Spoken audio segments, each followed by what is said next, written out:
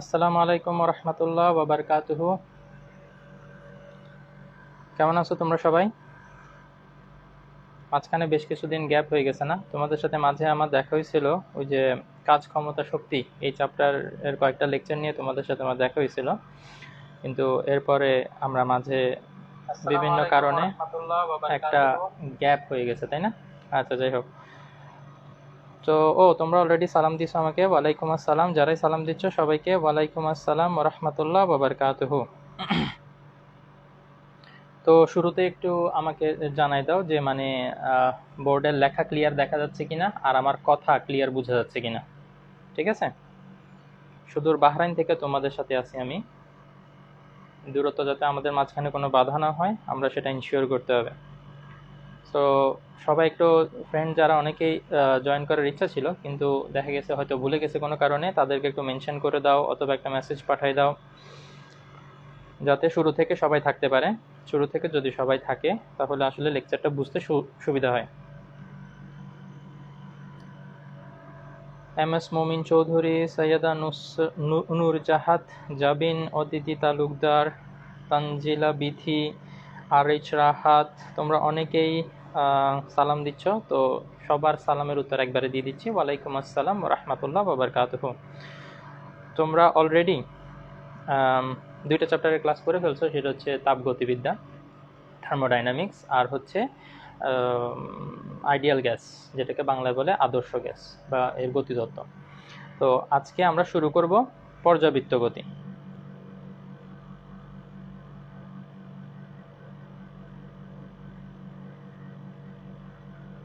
All clear, all clear, মাশাল্লাহ। যদি কেউ না বুঝে থাকো বা কারো যদি কোনো সমস্যা হয় তাহলে তোমার নেটওয়ার্কের কানেকশনটা একটু চেক করো। ইনশাল্লাহ আশা করি যেহেতু কয়েকজনের ক্লিয়ার দেখা যাচ্ছে বাকিদের সবারও ক্লিয়ার দেখতে পারার কথা।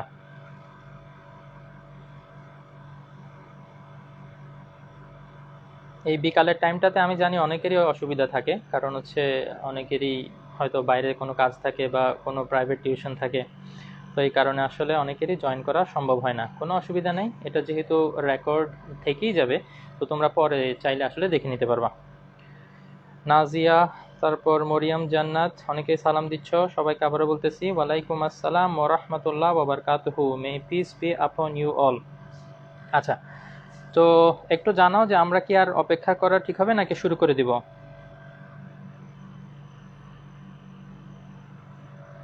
একটু জানাও যে আমরা শুরু করে দিব নাকি তোমাদের বন্ধুদের জন্য একটু অপেক্ষা করবো। হয়তো বা এরকম কেউ আছে যে হয়তো বা তোমাদেরকে জানাইছে যে একটু পরে জয়েন করতেছে।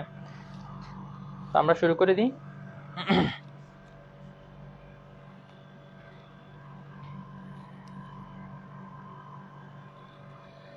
জান্নাতুল নাইমা লেখছে, কেমন আছেন স্যার? আলহামদুলিল্লাহ, আল্লাহ অনেক ভালো রাখছে, আলহামদুলিল্লাহ। আজাদ ভাই জয়েন করছে, আসসালামু আলাইকুম ভাইয়া। তামান্না আক্তার লিখছে স্টার্ট করে দেন। ওকে, আলহামদুলিল্লাহ, আমরা শুরু করে দিতে পারি। বিসমিল্লাহির রহমানির রহিম। তো আমাদের আজকে চ্যাপ্টারটার নাম যেটা আমরা শুরু করতে যাব সেটা হচ্ছে পর্যাবৃত্ত গতি। তো ফার্স্টে আমরা একদম বেসিক থেকে যদি স্টার্ট করি, যেটা আমার টার্গেট থাকবে প্রত্যেকটা টপিক একদম বেসিক থেকে শুরু করা, ঠিক আছে? তো এই গতিটা দিয়ে আমরা শুরু করব। আমরা জানি একটা অবজেক্ট বা একটা বস্তু কিরকম দুইটা অবস্থায় থাকতে পারে, সেটা গতির উপর ডিপেন্ড করে দুইটা অবস্থায় থাকতে পারে, সেটা হচ্ছে স্থিতিশীল আর একটা হচ্ছে গতিশীল। তো একটা বস্তু যদি গতিশীল অবস্থায় থাকে, স্থিতিশীল অবস্থায় থাকলে আসলে কি হবে সেটা আমরা জানি, that will not be moving, এটা মুভ করবে না, ঠিক আছে? এটা সময়ের সাপেক্ষে এটার অবস্থানের কোনো পরিবর্তন আসবে না, সেটা হচ্ছে স্থিতি। বাট যদি সময়ের সাপেক্ষে এই বস্তুটার অবস্থান পরিবর্তন হয়, তার মানে এটার কিছু স্মরণ হয়, তাইলে কিন্তু আমরা বলতে পারবো যে বস্তুটা গতিশীল অবস্থায় আছে। তো এখন একটা বস্তু কতভাবে গতিশীল অবস্থায় থাকতে পারে? অনেকভাবেই থাকতে পারে। যেমন আমরা গ্রেড 9-এর মোশন যে চ্যাপ্টার, বাংলা এটাকে খুব সম্ভবত গতি বলা হয়।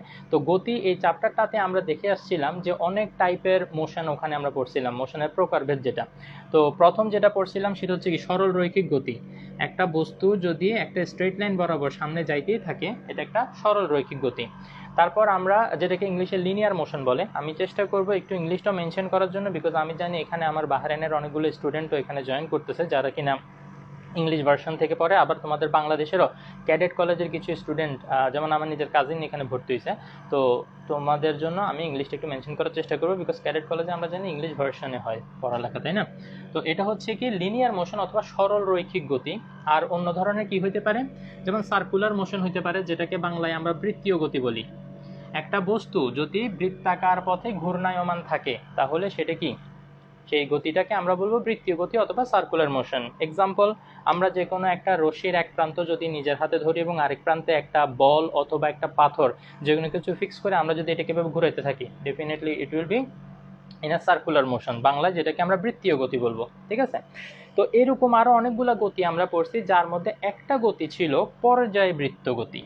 ঠিক আছে, এখন আসো আমরা আমাদের টপিকের মধ্যে আসি, পর্যায়বৃত্ত গতি। গতি জিনিসটা আমরা বুঝলাম, এখন আমরা পর্যাবৃত্ত অথবা পর্যায়বৃত্ত গতি।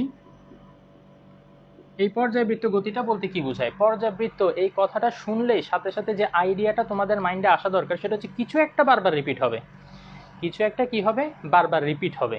যেমন এটার বেস্ট যে এক্সাম্পলটা আমরা আসলে দেখি সেটা হচ্ছে ঘড়ির কাঁটা। ঘড়ির কাঁটার এই এক্সাম্পলটা হচ্ছে পর্যাবৃত্ত গতির বেস্ট এক্সাম্পল এবং বুঝতে সবচেয়ে ইজি। তো ফার্স্ট অফ অল আমি এক্সাম্পলটা এক্সপ্লেন করার আগে আমি তোমাদেরকে বলি যে কি কি ক্যারেক্টারিস্টিক দেখলে আমরা বলবো যে এই বস্তুটার গতি পর্যাবৃত্ত গতি। সেটা হচ্ছে নাম্বার 1, এটা হচ্ছে ক্যারেক্টারিস্টিক, বাংলা যেটাকে আমরা বৈশিষ্ট্য বলি। ঠিক আছে, তো পর্যাবৃত্ত গতির বৈশিষ্ট্য কি, নির্দিষ্ট সময় পর পর,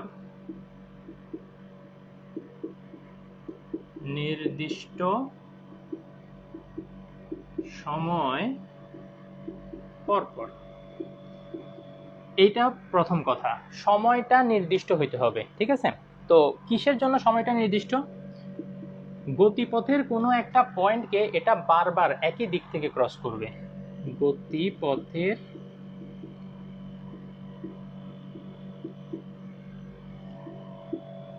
যে কোনো নির্দিষ্ট বিন্দুকে বারবার একই দিক থেকে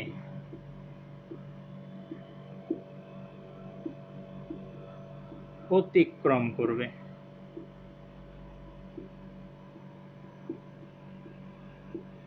ঠিক আছে, তো এখানে যেই কথাটা ইম্পর্টেন্ট সেটা হচ্ছে একই দিক থেকে এবং বারবার রিপিটেশন থাকতে হবে। যেটা আমি বললাম পর্যায়বৃত্ত, এই কথাটা শোনার সাথে সাথে তোমাদের মাইন্ডে যে কথাটা চলে আসতে হবে সেটা হচ্ছে বারবার কিছু একটা হবে এবং কি হবে, একই দিক থেকে বারবার অতিক্রম করবে। এখন যে এক্সাম্পলটা আমি তোমাদেরকে দিলাম যে ঘড়ির কাঁটার গতি, ঘড়ির কাঁটার গতি, তোমরা হয়তো বলতে পারো স্যার ঘড়িতে তো 3টা কাঁটা আছে, কোনটা, সেকেন্ড, মিনিট না আওয়ার, যে কোনো একটা ধরলেই হবে। আমি সেকেন্ডেরটা এক্সাম্পল দিয়ে বুঝাবো, তোমরা আওয়ার এবং মিনিট হ্যান্ডের জন্য সেটা বুঝে নিতে পারবা। ঘড়ির কাঁটার গতি এটা হচ্ছে পর্যাবৃত্ত গতির একটা আদর্শ উদাহরণ। কিভাবে, খেয়াল করো তো, আমি যদি ঘড়িটা এখানে কোথাও আঁকি, মনে করো এটা একটা ঘড়ি, তো এখানে 12 এই সংখ্যাটা এখানে আমি মনে করে লিখলাম। এখন সেকেন্ডের কাঁটাটা এখান থেকে টিক করা শুরু করলো, আমরা জানি এটা কি হবে, 1 সেকেন্ড পরে 1 2 3 4 এভাবে 1 সেকেন্ড পরে পরে এটা সামনের দিকে যাইতে থাকবে। তো যাইতে যাইতে একটা সময় কি হবে, এটা ঘুরে আবার কি এই পয়েন্টে আসবে না, আবার এই পয়েন্টে আসবে না, অবশ্যই এই পয়েন্টে আসবে এবং সময় তো আর থেমে থাকে না, কি হবে, এটা আবার ঘুরে এখানে আসবে এবং আবার ঘুরে এখানে আসবে। তাইলে এই যে 12-এর যে পয়েন্টটা, সেই পয়েন্টটাকে সে দেখো তো বারবার এই দিক থেকে ক্রস করে, বারবার এই দিক থেকে ক্রস করে, ঘুরে এসে আবার এই দিক থেকেই ক্রস করতেছে। তাইলে এই কন্ডিশনটাকে আমার স্যাটিসফাইড হচ্ছে যে বারবার একই দিক থেকে গতিপথের যে কোনো একটা নির্দিষ্ট বিন্দুকে সে ক্রস করতেছে। এই যে 12 যে পয়েন্টটা সেটা একই দিক থেকে বারবার এটাকে কি করতেছে, ক্রস করতেছে। এখন তোমরা হয়তো বলতে পারো স্যার নির্দিষ্ট সময় পর পর, এটা তো এক্সপ্লেন করেন নাই। নির্দিষ্ট সময় পর পর বলতে আমরা যেটা বুঝাচ্ছি সেটা হচ্ছে যে এই যে 12কে একবার ক্রস করার পরে এক্স্যাক্টলি 60 সেকেন্ড পরেই আবার এটাকে ক্রস করবে এবং আবার পরবর্তীতে আবার 60 সেকেন্ড পরে, আবার 60 সেকেন্ড পরে। এই যে নির্দিষ্ট সময় টাইম ইন্টারভ্যালটা এটা definite, after a definite time interval it will cross the same point from the same direction again and again or repeatedly. যারা ইংলিশ ভার্সনে তাদের জন্য আমি একটু ইংলিশটা বলার চেষ্টা করতেছি, ওকে। ঠিক আছে, নির্দিষ্ট সময় বলতে তোমরা যেটা ডেফিনিট টাইম ইন্টারভ্যাল পড়ো, ঠিক আছে। সো আফটার এরকম কি কখনো হবে যে মানে একবার 60 সেকেন্ড পর অতিক্রম করলো, দেন পরের বার ওর একটু আলসি লাগছে তো 62 সেকেন্ড সময় নিয়ে তারপরে অতিক্রম করলো, এরকম কি কখনো হবে? এরকম কখনোই হবে না যদি ঘড়িটা ঠিক থাকে। তো ঘড়িটা ঠিক থাকলে এটা 60 সেকেন্ড পরই বারবার অতিক্রম করবে, তাহলে first condition is being satisfied. তারপর হচ্ছে কি, সেকেন্ডটা যেটা গতিপথের একটা বিন্দুকে বারবার অতিক্রম করবে একই দিক থেকে, তো সব সময় এই যে কাঁটাটা দেখা যাচ্ছে এই যে লেফট থেকে রাইটেই অতিক্রম করতেছে, এই দিক থেকে অতিক্রম করতেছে। কখনো কি এরকম হবে যে ঘড়ির কাঁটার একটু মুড চেঞ্জ হয়ে গেলো, ভাবলো যে না বহুত দিনে এই দিকে ঘুরছে এবার একটু উল্টা দিকে ঘুরে যাই, এরকম কি কখনো হবে? এরকম কখনো ঘড়িটা যদি ঠিক থাকে হওয়ার কথা না। তো এই যে এক্সাম্পলটা, এই এক্সাম্পলটা যদি তোমরা ডেফিনেশনের সাথে মিলে বুঝে থাকো, ডেফিনেশনটা এবং এক্সাম্পলটা এই দুইটা যদি তোমরা বুঝে থাকো এবং এটা যদি তোমাদের কাছে সেন্স মেক করে, একটু কমেন্টে আমাকে জানিয়ে দাও, আমি তাহলে পরের টপিকে যাব।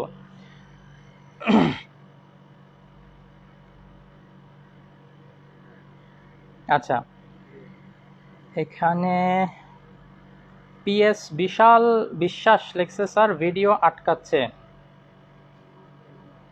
ব্যাপারটা কি? তারপর তানজিলা বিথি বলছে জি ভাইয়া মোশন। তারপর নাইমা লেখছে লাইভ কি আটকাচ্ছে? তানজিলা বিথি লেখছে না আটকাচ্ছে না, রেখা না তো লেখছে আটকাচ্ছে না, তার মানে তোমাদের কারো কারো ইন্টারনেটে হয়তো বা একটু সমস্যা হচ্ছে, তো এই কারণে বুঝতে হয়তো বা তোমাদের একটু আচ্ছা ইউএস আফরোজা, ইউএস মানে কি ইউনাইটেড স্টেটস? আফরোজা, আফরোজা তুমি কি ইউনাইটেড স্টেটস থেকে? স্যার ইংরেজি শব্দগুলো ব্যবহার করছেন, খুশি হলাম, বুঝতে খুব সুবিধা হয়। আলহামদুলিল্লাহ, আমি যদি কখনো ইংরেজিটা মেনশন করতে ভুলেও যাই, আমার আবার মেমোরি ভালো তো এই কারণে বেশি বেশি ভুলে যাই, তো যদি কখনো ভুলে যাই তোমরা একটু কমেন্টে লিখে দিবে স্যার ইংলিশটা একটু মেনশন করিয়েন, তো রিমাইন্ডার দিলে ইনশাআল্লাহ I will continue to mention the English also ইনশাআল্লাহ। ইংলিশ লেখাগুলো পাশে লিখে দিলে ভালো হবে। ও আচ্ছা, ভালো কথা বলছো, ইংলিশ কথাগুলো আমি আসলে পাশে লিখে দিই। আচ্ছা, বুঝছি বুঝছি ভাইয়া, ওকে। যদি কারো ডাউট থাকে প্লিজ, কোনো কোয়েশ্চেন থাকে এখনই আমাকে এখানে জিজ্ঞেস করো, ওকে। তার মধ্যে আমি একটু ইংলিশ কথাগুলো লিখে দিই। যেমন পর্যায়বৃত্ত গতি, এইটাকে আমরা ইংলিশে বলি পিরিয়ডিক মোশন, পিরিয়ডিক মোশন। তো পিরিয়ডিক মোশন মানে একটা সার্টেন পিরিয়ড পরে, টাইম পিরিয়ড বলি না আমরা, যেটাকে বাংলায় পর্যায়কাল বলে, টাইম পিরিয়ড, একটা সার্টেন টাইম পিরিয়ড পরে পরে কিছু একটা রিপিট হবে, তো সেই ধরনের। ও আমি এখানে ওটা দিতে ভুলে গেছি, তো এটা একটা সার্টেন টাইম পরে পরে যদি কিছু রিপিট হয় তাহলে সেটাকে আমরা বলি পিরিয়ডিক মোশন, ঠিক আছে। তো এটার এক্সাম্পল হচ্ছে ঘড়ির কাঁটার গতি, আর এখানে ইংলিশটাও তো তোমাদেরকে বলেই দিছি, আশা করি সেটা শুনে তোমরা লিখে ফেলতে পারবা। আচ্ছা, তো ওকে, তো কারো কোনো কোয়েশ্চেন আছে? বুঝছি, শাহ কবির লেখস আসসালামু আলাইকুম। ওয়ালাইকুম আসসালাম। ওকে, কারো কোনো এখন পর্যন্ত কোয়েশ্চেন দেখি নাই, আর আমি যদি বাই মিস্টেক কোনো কোয়েশ্চেন মিসও করি তোমরা দরকার হলে কোয়েশ্চেনটা আরেকবার পোস্ট করে দিবে, ঠিক আছে। যতক্ষণ পর্যন্ত আমার থেকে আনসার না পাবা আমাকে ছাড়বা না ইনশাআল্লাহ। আচ্ছা, পিএস বিশাল বিশ্বাস লেখছে বারবার লাইভ থেকে বের হয়ে আর ঢুকে পর্যাবৃত্ত করতে, একদম বুঝে গেছি, ভেরি গুড। আমরা এখানে বুঝাচ্ছি, তুমি সেটা প্র্যাকটিক্যাল লাইফে অ্যাপ্লাইও করে ফেলছো, মাশাআল্লাহ, গুড গুড। ওকে, তো আশা করি এখন তোমার এই পর্যাবৃত্ত গতিটা বন্ধ হবে আর বারবার ঢুকতে হবে না, বের হইতে হবে না, ওকে ওকে। তো এই যে পিরিয়ডিক মোশন, এইটার একটা স্পেশাল কেস নিয়ে বেসিক্যালি আমরা এখন ডিসকাস করব, সেটা হচ্ছে সরল ছন্দিত স্পন্দন, সরল ছন্দিত স্পন্দন, সরল ছন্দিত স্পন্দন, যেটাকে ইংলিশে আমরা বলি সিম্পল। সরল মানে কি সিম্পল, ছন্দিত মানে হারমোনিক, সিম্পল হারমোনিক, স্পন্দন মানে হচ্ছে অসিলেশন, অসিলেশন। এই যে এটাকে আবার অসিলেটরি মোশনও বলা হয় অথবা ভাইব্রেশনাল মোশনও বলা হয়, দোনো সবগুলাই সেম জিনিস, সরল ছন্দিত স্পন্দন। এটা কি বললাম, এটা পর্যায়বৃত্ত গতির একটা স্পেশাল কেস, তার মানে এইখানে আরেকটা স্পেশাল কোনো একটা ক্যারেক্টারিস্টিক যুক্ত হবে। আমরা এখানে দুইটা ক্যারেক্টারিস্টিক অলরেডি দেখছিলাম, আরেকটা ক্যারেক্টারিস্টিক এখানে অ্যাড হবে, যেটা যদি স্যাটিসফাই করে তাইলে আমরা এটাকে পর্যায়বৃত্ত গতি তো বলতে পারবো, আবার সরল ছন্দিত স্পন্দনও বলতে পারবো। তাইলে কোন সেই ক্যারেক্টারিস্টিক সেটা আমরা এখন একটু বোঝার চেষ্টা করি। তো যেভাবে তোমাদেরকে বললাম যে পর্যায়বৃত্ত গতির জন্য এখানে অনেকে ব্লার লিখতেছ, সবাই কি, সব অনেকের কাছে কি ব্লার মনে হচ্ছে?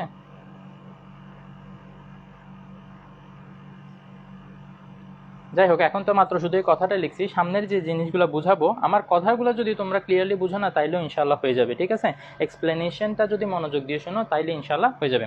তো খেয়াল করো, তো যেটা বললাম যে পর্যায়বৃত্ত গতির জন্য বেস্ট এক্সাম্পল ছিল কি আমাদের ঘড়ি।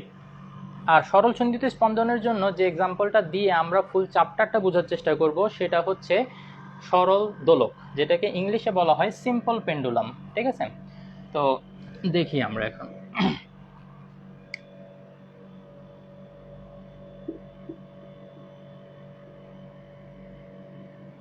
সরল দোলক, এটার সাথে আমি বিলিভ করি যে তোমরা সবাই আসলে মোটামুটি পরিচিত। তো এখানে কোন জিনিসটাকে কি বলা হয় সেটাও আশা করি তোমরা জানো। সেটার নাম কি, এই যে বস্তুটাকে আমরা একটা রশি দিয়ে ঝুলাই দিই সেই বস্তুটাকে বলা হয় বব। তো মাঝে মাঝে আমি যদি বলি যে ববকে টেনে আমি এখানে নিয়ে আসছি, তোমরা আবার মানে কনফিউশন পড়ে যায় না যে মানে বব বলতে স্যার আবার কি বোঝাচ্ছে এখানে। বব হচ্ছে যে বস্তুটাকে আমরা এখানে ঝুলাই দিই, ঠিক আছে। আর এটা হচ্ছে রশি, আর এটা হচ্ছে একটা রিজিড সাপোর্ট, ঠিক আছে, যেখান থেকে মানে এটা যতই আমরা টানি না কেন এটা ভেঙে পড়ে যাবে না, সেটা বোঝানোর জন্যই আসলে দাগগুলো দেওয়া হয়। আচ্ছা ঠিক আছে, তো তাইলে আসো এবার যদি আমরা শুরু করি। এখানে এটা সরল সন্ধিত স্পন্দন কেন সেটা একটু আমরা বোঝার চেষ্টা করব, ওকে। তো এটাকে ববটাকে টেনে যদি আমি এতটুকু নিয়ে আসি, খেয়াল করো আমি এতটুকু টেনে নিয়ে গেলাম, এরপরে ছেড়ে দিলাম। এই ছেড়ে দেওয়ার পরে কি হবে, ববটা কি আরো ওইদিকে যাবে? না। ববটা কি এখানেই দাঁড়ায় থাকবে? না। তাহলে কি হবে, ববটা এদিকে নিচে নেমে আসবে, তাই না? তো এদিকে যতটুকু ডিসপ্লেসমেন্ট আমি ওকে দিছিলাম ঠিক ততটুকু ডিসপ্লেসমেন্টও এদিকেও ক্রিয়েট করবে, ঠিক না? দেখা যাবে কি বলটাকে আমি এখান থেকে ছেড়ে দিলে ববটা এখান থেকে এখানে আসবে, এখানে এসে কিন্তু সে থেমে যাবে না। মোমেন্ট ইনার্শিয়ার জন্য সে কি করবে, he will continue to move. তো এবং একটা সময় এখানে আসবে, ঠিক আছে, তারপর আবার এখান থেকে এখানে আবার এখানে যাবে এবং এভাবে সে দুলতেই থাকবে। তো নর্মালি আমরা যে জিনিসটা জানি আমাদের প্র্যাকটিক্যাল লাইফে দেখি, এভাবে যদি কোনো কিছুকে আমরা একটু দোলাই দিই তাইলে বিষয়টা কি হয়, এটা কিছুক্ষণ পরে দেখা যায় থেমে যায়। কিন্তু আমি বলতেছি কি এটা সারা জীবন এভাবে দুলতেই থাকবে দুলতেই থাকবে। কন্ডিশনটা কি, কন্ডিশনটা হচ্ছে এটার উপর গ্র্যাভিটি ছাড়া আর অন্য কোনো ফোর্স কাজ করতে পারবে না, গ্র্যাভিটি ছাড়া অন্য কোনো ফোর্স কাজ করতে পারবে না। তো আমাদের রেগুলার লাইফে আমরা যখন এটাকে নিয়ে ছেড়ে দিই তখন কিন্তু এয়ার রেজিস্ট্যান্স কাজ করে। আমরা জানি এই যে আমাদের একটা অ্যাটমসফিয়ার আছে, তো সেখানে এয়ার থাকার কারণে এয়ার রেজিস্ট্যান্সটা ওভারকাম করতে গিয়ে এই ববটা তার কিছু এনার্জি লুজ করে এবং এটার জন্য আস্তে আস্তে সে দুর্বল হয়ে যায়। তো দুর্বল হয়ে যাওয়ার কারণে সে তার কাইনেটিক এনার্জি, যেটা বাংলায় যেটাকে আমরা গতিশক্তি বলি, সেই গতিশক্তিটা হারাইতে হারাইতে কি হয়, একটা সময় থেমে যায়, গতিশক্তি পুরোটা শেষ হয়ে যায়। কিন্তু যদি কোনো এখানে অ্যাটমসফিয়ার না থাকে বা আমরা যদি কোথাও একটা ভ্যাকুয়াম ক্রিয়েট করতে পারি কোনো একটা রুমের ভিতরে, তাহলে কি হবে, এই বস্তুটা সারা জীবন যতটুকু নিয়ে তুমি ছেড়ে দিবা ঠিক এতটুকু গিয়ে আবার এখানে ব্যাক আসবে, এর থেকে বেশি কিন্তু যাবে না। এটাই হচ্ছে ম্যাক্সিমাম ডিসপ্লেসমেন্ট, সর্বোচ্চ সরণ, যেটাকে আমরা ইংলিশে বলি অ্যামপ্লিটিউড, বাংলায় বলি বিস্তার। আর এই পজিশন যেটা, এই পজিশনটাকে বলা হয় সাম্যাবস্থান অথবা ইকুইলিব্রিয়াম পজিশন। ইনশাআল্লাহ এগুলো আমরা সামনে শিখবো আরও। আপাতত আমি যেটার উপরে ফোকাস করতে যাচ্ছি সেটা হচ্ছে কেন এটাকে আমরা সরল সন্ধিত স্পন্দন বলতে পারি এবং কি ক্যারেক্টারিস্টিক এটা মেনটেন করে, ঠিক আছে। তো সরল সন্ধিত স্পন্দনের ক্যারেক্টারিস্টিক হচ্ছে সেই যে একই কথা, নির্দিষ্ট সময় পরপর, নির্দিষ্ট সময় পরপর, তার মানে টাইমের যে বিষয়টা সেটা সরল সন্ধিত স্পন্দন আর পর্যায়বৃত্ত গতি দুইটার ক্ষেত্রেই সেম থাকবে। তাহলে ডিফারেন্সটা কোথায় হবে, এই যে সেকেন্ড যে ক্যারেক্টারিস্টিকটা আমি লিখছিলাম সেই ক্যারেক্টারিস্টিকটাই সেম সেম এখানে হবে, শুধুমাত্র একটা ওয়ার্ড ডিফারেন্ট হবে। সেটা হচ্ছে আমি লিখছিলাম একই দিক থেকে ক্রস করে, তাই না? আমি এর আগে লিখছিলাম কি একই দিক থেকে একটা বিন্দুকে বারবার অতিক্রম করবে, কিন্তু এখন একই দিক না, এখন এই জিনিসটা সরল সন্ধিত স্পন্দনের জন্য হয়ে যাবে কি যে বিপরীত দিক থেকে, বিপরীত দিক থেকে ক্রস করবে এবং সেটাই আমরা এখানে দেখতে পারি। তোমরা যদি সাম্যাবস্থানটাকে একটা বিন্দু হিসেবে নাও, খেয়াল করবা এই ববটা এই সাম্যাবস্থানটাকে একবার এদিক থেকে ক্রস করে এবং এদিকে চলে এসে আবার এখান থেকে যখন যায় তখন এই দিক থেকে ক্রস করে, ঠিক কিনা? তাহলে দেখা যাবে কি ও একবার রাইট থেকে লেফটে যাচ্ছে, ক্রস করতেছে এই পয়েন্টটাকে রাইট থেকে লেফটের দিকে, আবার ক্রস করতেছে কি লেফট থেকে রাইটের দিকে। তো তাইলে দেখা যাচ্ছে একটা বিন্দুকে সে অতিক্রম করতেছে বিপরীত দিক থেকে, তাই না? তো বিপরীত দিক থেকে যেহেতু ক্রস করতেছে তাহলে আমরা এটাকে বলবো সরলচন্দিত স্পন্দন। এই পর্যায়ে এসে আমি নিজের স্টুডেন্ট লাইফে আমার নিজের কাছে একটা খটকা লাগছিল, সেটা আমি জানি তোমাদের অনেকেরও লাগে। সেটা হচ্ছে, তো এটা যদি ওইটার সাথে না মিলে, পর্যায়বৃত্ত গতির ক্ষেত্রে আমরা জানতাম কন্ডিশনটা ছিল একই দিক থেকে বারবার অতিক্রম করবে, তো সেটা তো এখানে স্যাটিসফাই করতেছে না, এটা বিপরীত দিক থেকে অতিক্রম করতেছে। তাইলে কেন এটাকে আমরা একটা পর্যায়বৃত্ত গতি বলতে পারবো? আমি তো তোমাদেরকে শুরুতেই এটা বলছি যে সরলচন্দিত স্পন্দন, simple harmonic oscillation is a special case of periodic motion. তার মানে এটাও একটা পিরিয়ডিক মোশন। কিন্তু কেন পিরিয়ডিক মোশন বলতে পারবো? এটা তো একই দিক থেকে অতিক্রম করে না, তাই না? মনে এই কোয়েশ্চেনটা আসাটাই স্বাভাবিক, আমার নিজেরও এই কোয়েশ্চেনটা মনে আসছিল। তো এই কোয়েশ্চেনটার আনসারই আমি এখন দিব। তো দেওয়ার আগে আমি একটু জানতে চাই যে আসলে আসলে তোমাদের কারো এরকম মনে এই কোয়েশ্চেনটা আসছে কিনা বা এই ডাউটটা আসে কিনা। আচ্ছা, ব্লার ব্লার লেখার পর এখন ক্লিয়ার, আবার ব্লার, এখন ক্লিয়ার। তারপর তানজিলা লিখছে না ব্লার না এখন। তারপর জান্নাতুল নাইমা আবার লিখছে লাইভ আটকে যাচ্ছে। পড়ালেখায় মনোযোগ দিতে পারতেছো না মনে হয়, এরকম হলে তো সমস্যা।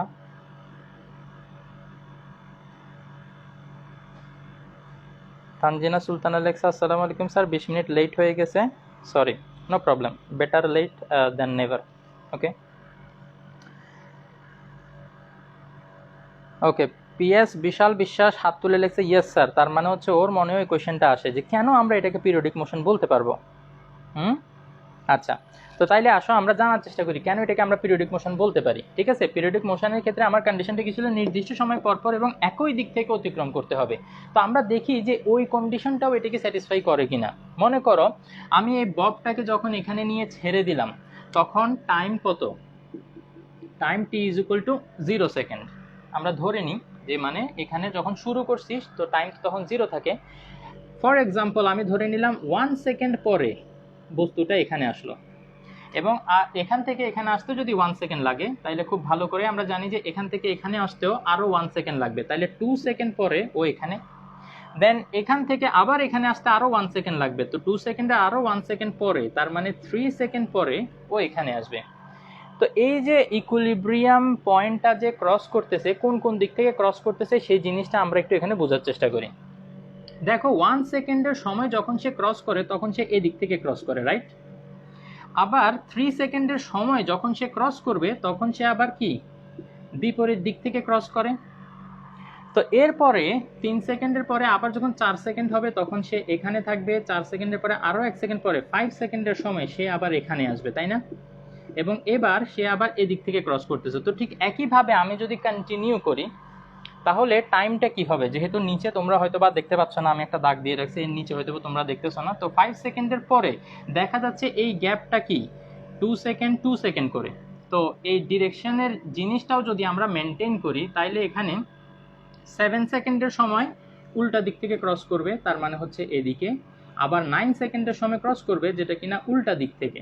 তো এভাবে যদি আমরা কন্টিনিউ করি তাহলে আমরা একটা জিনিস কিন্তু এখন খেয়াল করতে পারবো, সেটা হচ্ছে মনে করো আপাতত আমরা এই যে ডাইরেকশন মানে লেফটের থেকে রাইটে যাওয়ার যে ডাইরেকশন সেটাকে আমরা ইগনোর করতেছি, লেফটে থেকে রাইটে যাওয়ার যে ডাইরেকশন সেটাকে আমরা আপাতত একটু ইগনোর করতেছি, ঠিক আছে?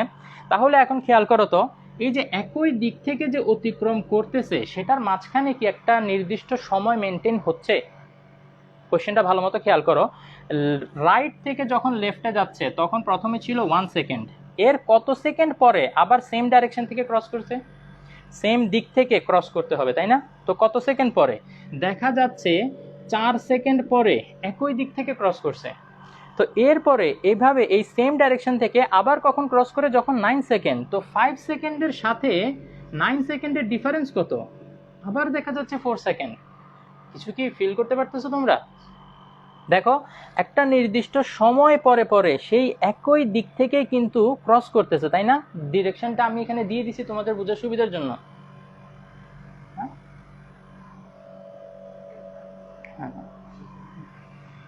ওকে, সো তাইলে যেটা বলতেছিলাম যে এই যে একই দিক থেকে ক্রস করার যে বিষয়টা সেটা কিন্তু আবার সে নির্দিষ্ট সময় পর পরই হচ্ছে, যেই কারণে আমরা কিন্তু এটাকে অ্যাকচুয়ালি একটা পিরিয়ডিক মোশন অথবা পর্যাবৃত্ত গতি বলতে পারবো। ঠিক আছে? তো তাইলে পর্যাবৃত্ত গতির দেখা যাচ্ছে দুইটা কেস আমরা শিখলাম। ওকে, আচ্ছা, ওইটাতে যাওয়ার আগে আরেকবার একটু বলি। তোমরা হয়তো ভাবতে পারো স্যার আপনি রাইট থেকে লেফটেরটা যে একটা সার্টেন টাইম পিরিয়ড মেনটেন করে সেটা দেখাইলেন, ওকে, বাট উল্টা দিক থেকে গেলে সেটা কি টাইম পিরিয়ড মেনটেন করে? সেটাও দেখবা যে একই টাইম পিরিয়ড মেনটেন করবে। আমরা সেটার জন্য যদি আরেকটু কন্টিনিউ করি, 9 সেকেন্ডের পরে আমরা জানি 11 সেকেন্ডে আমাদের এটা আবার এদিক থেকে যাবে। তো তাহলে লেফটের থেকে রাইটে যাওয়ার যেটা, সেটা প্রথম ঘটে 3 সেকেন্ডে। এর কত সেকেন্ড পরে আবার সেম ঘটনাটা ঘটে? এই যে লেফটের থেকে রাইটে যাওয়ার ঘটনা, সেটা দেখা যাচ্ছে 7 সেকেন্ডে। তো 3 পরে কত সেকেন্ড পরে গেলে 7 হয়? 4 সেকেন্ড। এবং 4 এর পরে আবার 7 এর পরে আবার 4 সেকেন্ড পরে দেখা যাচ্ছে আবার সেম ডাইরেকশন থেকে ক্রস করে। তো তার মানে পিরিয়ডিক মোশনের ক্ষেত্রে যে কন্ডিশনটা আমরা শিখছিলাম সেই কন্ডিশনটা কিন্তু এখানে মেনটেন হচ্ছে, সেটা ভায়োলেট হচ্ছে না। ঠিক আছে? তো এটাই এখন এখানে বলতে যাচ্ছি যে আমরা পিরিয়ডিক মোশনের যে কন্ডিশনগুলো দেখলাম,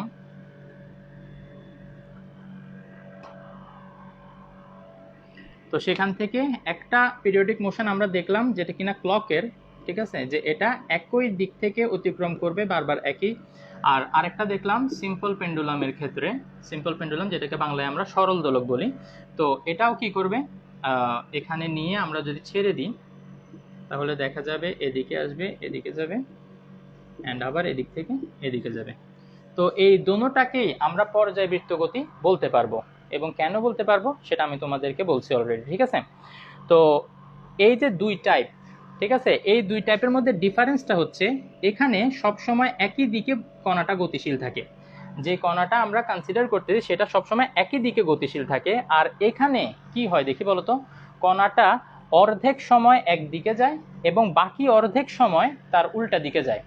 এই যে অর্ধেক সময় বললাম, কোন সময়টার অর্ধেক? পর্যায়কালের অর্ধেক, পর্যায়কাল।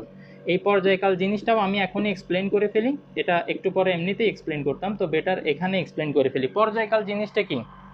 আমরা জানি যেই গতির যে পার্টটা বারবার রিপিট হয় সেই একটা পার্টের জন্য যত সময় লাগে সেটাই হচ্ছে বেসিক্যালি আমাদের পর্যায়কাল। যেমন এই ঘড়ির কাঁটার ক্ষেত্রে, সেকেন্ডের কাঁটার ক্ষেত্রে 60 সেকেন্ড পরেও এখানে আসে। তো এই জিনিসটাই তো আবার রিপিট হয় না, এবং এই গতিটাই বারবার রিপিট হতে থাকে। তো এই যে একবার এই গতিটা হওয়ার জন্য যে সময় লাগে 60 সেকেন্ড, সেটাই হচ্ছে সেকেন্ডের কাটার টাইম পিরিয়ড অথবা পর্যায়কাল। ঠিক একইভাবে এখানে আমরা দেখি কোন পার্টটা বারবার রিপিট হয়। যেমন বস্তুটা যদি এখান থেকে শুরু করে একবার এখানে আসে এবং আবার এখানে যায়, একটা অসিলেশন কমপ্লিট হয়েছে আমরা বলি, একটা অসিলেশন অথবা একটা ভাইব্রেশন কমপ্লিট হয়েছে, অথবা একটা স্পন্দন কমপ্লিট হয়েছে আমরা বলি। ঠিক আছে? কেন এটাকে একটা স্পন্দন বলি? বিকজ এই পার্টটাই দেখো বারবার রিপিট হবে। বস্তুটা ওখানে গিয়ে এখানে আসলো, একটা স্পন্দন, আবার ওখানে গিয়ে আবার এখানে আসবে আরেকটা স্পন্দন, আবার ওখানে গিয়ে আবার এখানে আসবে আরেকটা স্পন্দন। তো তাহলে এই জিনিসটাই দেখা যাচ্ছে বারবার রিপিট হচ্ছে, তাই না? তো একটা স্পন্দনের জন্য যে সময় লাগে সেটাকে আমরা বলি পর্যায়কাল। তো পর্যায়কাল কোনটাকে বললাম? বস্তুটা এখান থেকে এখানে গিয়ে আবার যখন এখানে আসবে তখন ওটার জন্য যে সময়টা লাগবে সেই সময়টা পর্যায়কাল। এই পর্যায়কালের অর্ধেক সময় সে একদিকে গতিশীল থাকে, বাকি অর্ধেক সময় সে তার বিপরীত দিকে গতিশীল থাকে। কি বললাম বুঝতে পারছো? বিষয়টাকে আমরা এভাবেও বলতে পারি, যেমন মনে করো এই যে এটাকে আমরা একটা টিউনিং ফর্ক হিসেবে যদি ধরে নিই, আশা করি তোমরা টিউনিং ফর্কের সাথে সবাই পরিচিত। এটাকে আমি যদি একটা হাতুড়ি দিয়ে এখন বাড়ি মারি, এটা কি করবে? এভাবে ভাইব্রেশন করা শুরু করবে, ঠিক কিনা? তো এই যে ভাইব্রেশন করতেছে, খুব ভালোভাবে খেয়াল করো তো, এটা যখন একটা এক্সট্রিম পজিশন থেকে একদিকে যায়, আবার অন্য এক্সট্রিম পজিশন থেকে আবার আগের অবস্থায় ব্যাক আসে, তখন আমরা বলি একটা ভাইব্রেশন কমপ্লিট হয়, তাই না? তো এই যে গতিপথে হচ্ছেটা কি, সে অর্ধেক সময়, পর্যায়কালের অর্ধেক সময় একদিকে যায়, বাকি অর্ধেক সময় তার উল্টা দিকে আসে। তো এইটাকেও চাইলে আসলে আমরা সরল সন্ধিত স্পন্দনের ডেফিনেশন অথবা সংজ্ঞা হিসেবে আমরা লিখতে পারবো। when the motion of a particle will be such that half of the time of the time period it moves in one direction and the other half it moves in the opposite direction, then the motion of that particle can be called simple harmonic motion or vibratory motion or oscillatory motion. Is it clear? Bangla English সবাই তোমরা একটু বলো যে মানে বুঝতে পারছো কিনা। আচ্ছা, এখানে খুব সুন্দর একটা কথা কোশ্চেন করছে যে মানে নির্দিষ্ট সময় পর পর স্মরণ হিসাব করলে কি শূন্য হবে?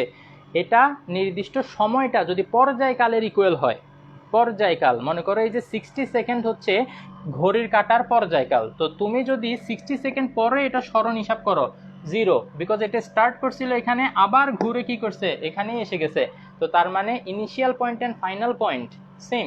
তার মানে কি ইনিশিয়াল পয়েন্ট আর ফাইনাল পয়েন্টের মাঝখানে কোনো ডিস্টেন্সই নাই, তার মানে ওর কোনো ডিসপ্লেসমেন্টই হয় নাই। ও শুরুতেও এখানে ছিল, এখনো এখানেই আছে, তার মানে কি তার কোনো সরণ হয় নাই। ঠিক আছে, displacement zero. Very good question, it was a very good question. আর পর্যায়কালের ইকুয়াল টাইম ছাড়া অন্য যে কোনো টাইম যদি তুমি নাও তাহলে ওখানে কিছু একটা সরণ থাকবে। যেমন মনে করো 15 সেকেন্ড পরে আমরা জানি এটা এখানে থাকবে, so definitely there is some displacement. I hope you understood. আচ্ছা, একটি সম্পূর্ণ স্পন্দন ইকুয়াল টু পর্যায়কাল, কারেক্ট। একটি সম্পূর্ণ স্পন্দনের জন্য যে সময়টা দরকার সেই সময়টা হচ্ছে পর্যায়কাল। ওকে, প্লিজ আমি কোয়েশ্চেন শুনতে চাই। কোয়েশ্চেন যখন আমাকে কেউ জিজ্ঞেস করে তখন আমার অনেক ভালো লাগে, তখন আমি বুঝি যে আসলে তোমরা মনোযোগ দিচ্ছ।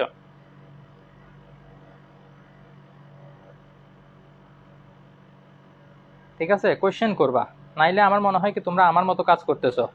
আমার মতো কাজ মানে যখন আমি স্টুডেন্ট ছিলাম প্রায় দেখা যেত কোনো ক্লাসে যে মানে আমি মনে করো বুঝতেছি না, যা কি পড়াচ্ছে কিছুই বুঝতেছি না, তো কোয়েশ্চেন জিজ্ঞেস করলে দেখা যায় কি টিচার আবার সেমভাবে বুঝাবে।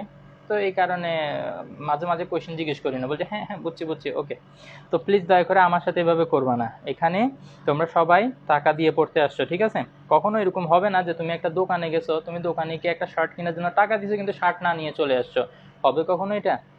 হবে না কখনো। যদি ভুলে চলেও আসো আবার ব্যাগ গিয়ে শার্ট এটা নিয়ে আসবা। সো এখানেও ঠিক কিন্তু আমার সাথে বিষয়টা ওইরকমই, তোমরা আমাকে টাকা দিছো, এটার বদলে তোমাদেরকে আমার কিছু জ্ঞান শেয়ার করতে হবে। যতক্ষণ পর্যন্ত এই জ্ঞানটা তোমরা আমার থেকে না পাবা ততক্ষণ পর্যন্ত আমাকে ছাড়বা না, নিয়েই যাবা, ঠিক আছে?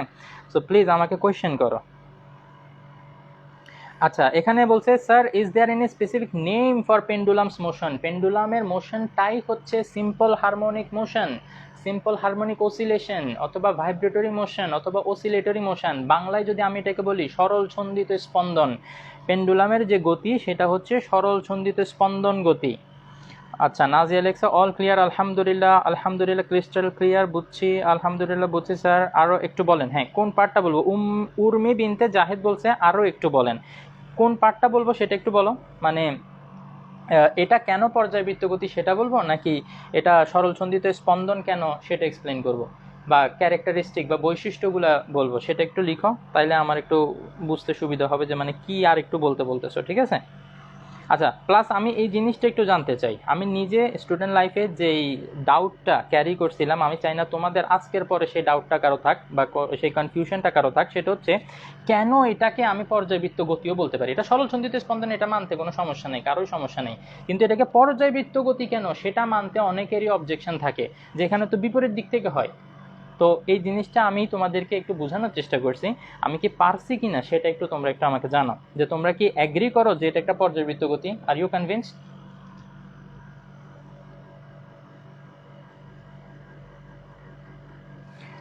কোনো বলকে রশি দিয়ে বেঁধে এভাবে ঝুলিয়ে দিলে সেটাকে সরল ছন্দিত স্পন্দন বলতে পারবো?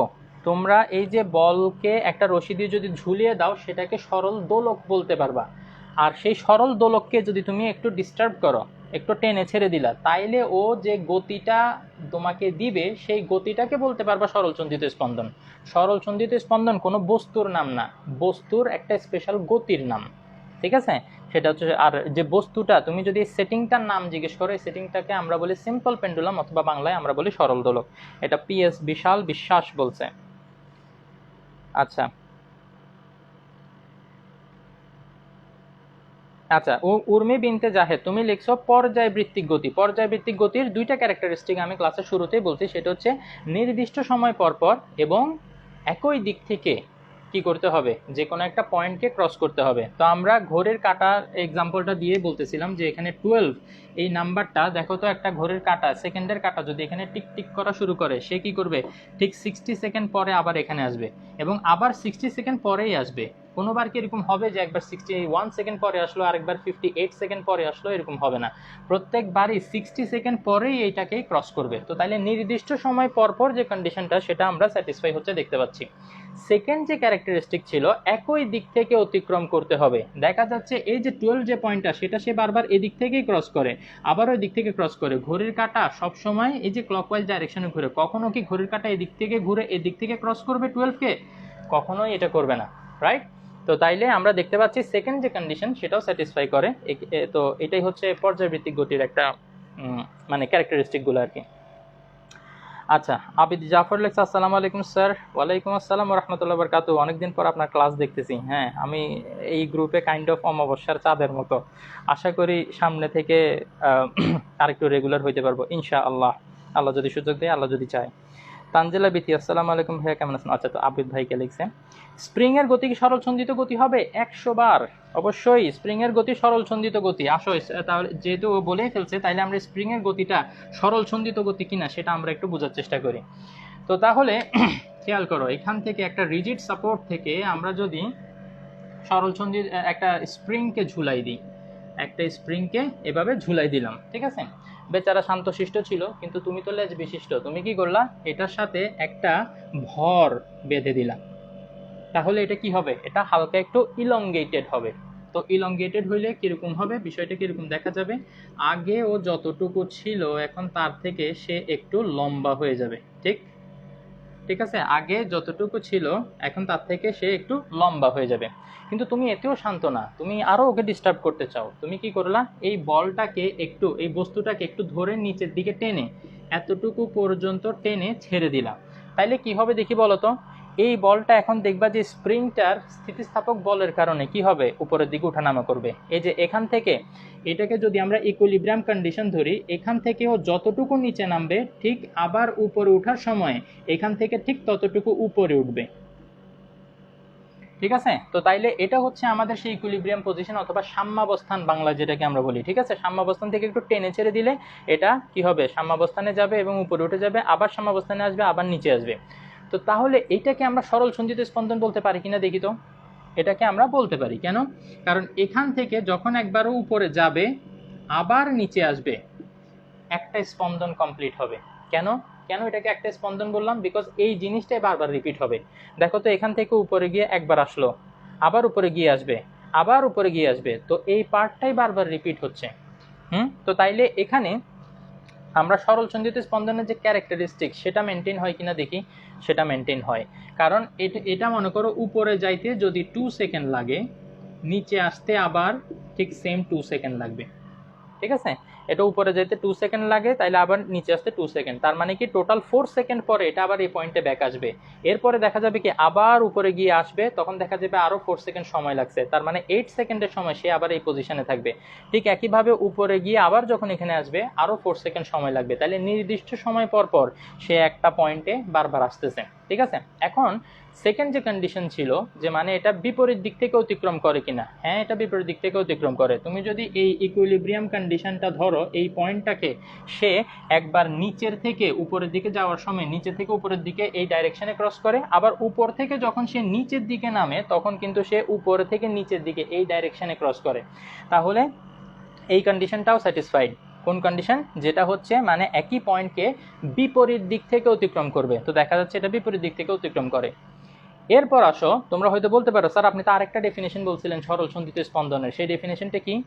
অর্ধেক সময় এটা একদিকে যাবে, বাকি অর্ধেক সময় অন্য দিকে যায়। ঘটনা কি সেরকমই ঘটতেছে না? এটা অর্ধেক সময় উপরের দিকে যায়, বাকি অর্ধেক সময় উপরের দিকে আসে। দেখো তো, এই যে টোটাল 4 সেকেন্ড হচ্ছে এটা টাইম পিরিয়ড, অর্ধেক সময় সে উপরের দিকে যায়, বাকি অর্ধেক সময় তার বিপরীত দিকে যায়। তাহলে কি আমি এটাকে সরল সন্ধিত স্পন্দন বলতে পারি? চিল্লায় বলো দেখি, বলো এটাকে সরল সন্ধিত স্পন্দন বলা যায় কিনা?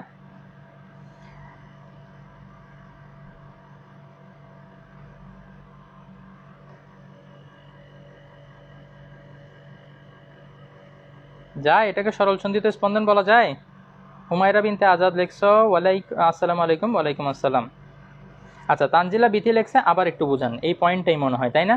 দেখো, একটা স্প্রিং এর মধ্যে একটা বস্তু দিয়ে আমি যদি এইভাবে ঝুলাই তাহলে কি হবে? একটু টেনে যদি ছেড়ে দিই এটা বারবার এভাবে উঠানামা করতে থাকবে, তাই না? আশা করি জিনিসটা তোমরা সবাই ইমাজিন করতে পারো। তো তাইলে এখান থেকে যদি এটা যাত্রা শুরু হয় তাইলে এটা উপরে গিয়ে আবার যখন নিচে আসবে একটা ভাইব্রেশন অথবা একটা স্পন্দন বা একটা অসিলেশন কমপ্লিট হবে, আবার যখন উপরে গিয়ে আসবে আরেকটা অসিলেশন কমপ্লিট হবে। তো এভাবে একটা অসিলেশনের জন্য যে সময়টা লাগে সেই সময়টাকে আমরা বলি পর্যায়কাল, যেটা এখানের জন্য আমি ধরে নিছি 4 সেকেন্ড। উপরে যাইতে 2 সেকেন্ড, আবার আসতে 2 সেকেন্ড, টোটাল 4 সেকেন্ড পরে সে আবার আগের জায়গায় ব্যাক আসে। তো একটা স্পন্দনের জন্য যে সময়টা আমি ধরে নিলাম সেটা 4 সেকেন্ড। তো যদি এখানে আবার আরেকটা কোশ্চেন আমি দেখছি যে মানে রিয়েল লাইফে এটা এরকম হয় না কেন, রিয়েল লাইফে এটা এরকম হয় না, সেটার আনসারটা আমি আসলে ক্লাসের শুরুতেই দিয়েছিলাম। যারা একটু দেরিতে জয়েন করছো হয়তো বা তারা একটু মিস করছো। সেটা হচ্ছে এয়ার রেজিস্ট্যান্স। আমরা জানি আর্থে অ্যাটমসফিয়ার আছে, এয়ার আছে, এয়ার রেজিস্ট্যান্স বাতাসের বাধা, এটা উপরে নিচে যাওয়া আসার সময় বাতাসের বাধাকে অতিক্রম করতে গিয়ে কিছু এনার্জি লস করবে। এই যে বস্তুটা মুভিং, যখনই একটা বস্তু মুভিং থাকে, গতিশীল থাকে, তখনই আমরা জানি তার মধ্যে একটা গতিশক্তি থাকে। তো সেই গতিশক্তিটা সে কি করবে, একটু হারাই ফেলবে বাতাসের এই বাধাটাকে অতিক্রম করতে গিয়ে। ঠিক আছে, তো তাইলে এই যে আস্তে আস্তে শক্তি হারাচ্ছে, বাতাসের বাধাকে অতিক্রম করতে গিয়ে শক্তি হারাচ্ছে, শক্তি হারাইতে হারাইতে একটা সময় শক্তি জিরো হয়ে যাবে, যখন কিনা ও ইকুইলিব্রিয়াম পজিশনে স্টিল, মানে এখানে এসে থেমে যাবে। কারণ হচ্ছে ওর আর গতিশক্তি নাই যে সে আর মুভ করবে। ঠিক আছে, আচ্ছা সবাই লিখছো ইয়েস স্যার, ইয়েস স্যার, আমি আর কোনো কোশ্চেন দেখতে পাচ্ছি না। ওকে, ওমর ফারুক মঞ্জিল বলছে হাম যায়, হচ্ছে হুম যায় বলা। Okay good. আচ্ছা ওকে,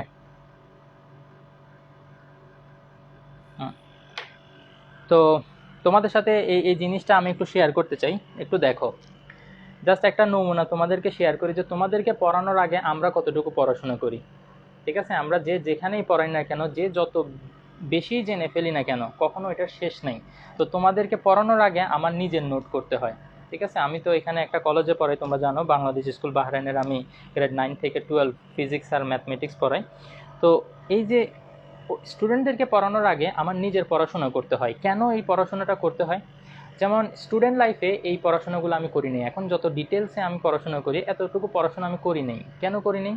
কারণ তখন দেখা যাচ্ছে কি, মানে চিন্তা ভাবনাটা যেটা ছিল খুবই ভুল একটা চিন্তা ভাবনা ছিল, সেটা হচ্ছে পরীক্ষা পাস করতে হবে কোনো রকম, পরীক্ষা A+ পাইলেই হয়ে গেল।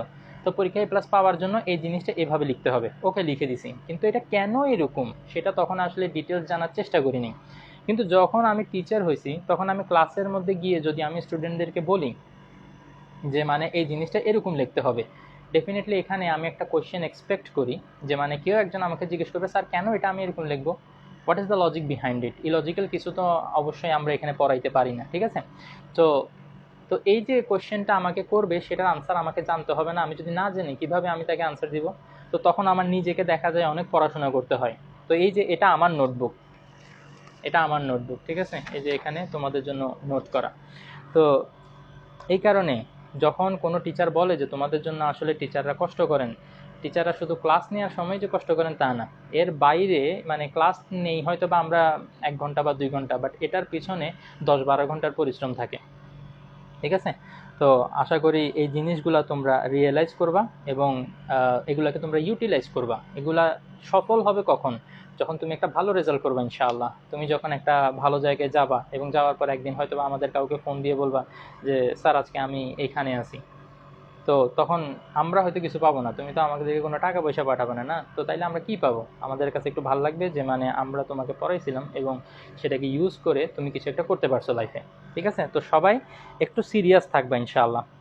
ওকে, তো তাইলে ওভারঅল যে টপিকটা আমরা এতক্ষণ পড়ছি, তো এইখান থেকে একটা কথা আমি বলতে পারি, সেই কথাটা আমি বোর্ডে লিখবো, তোমরা সবাই আমাকে বলবা যে তোমরা এই কথাটার সাথে এগ্রি করো কিনা।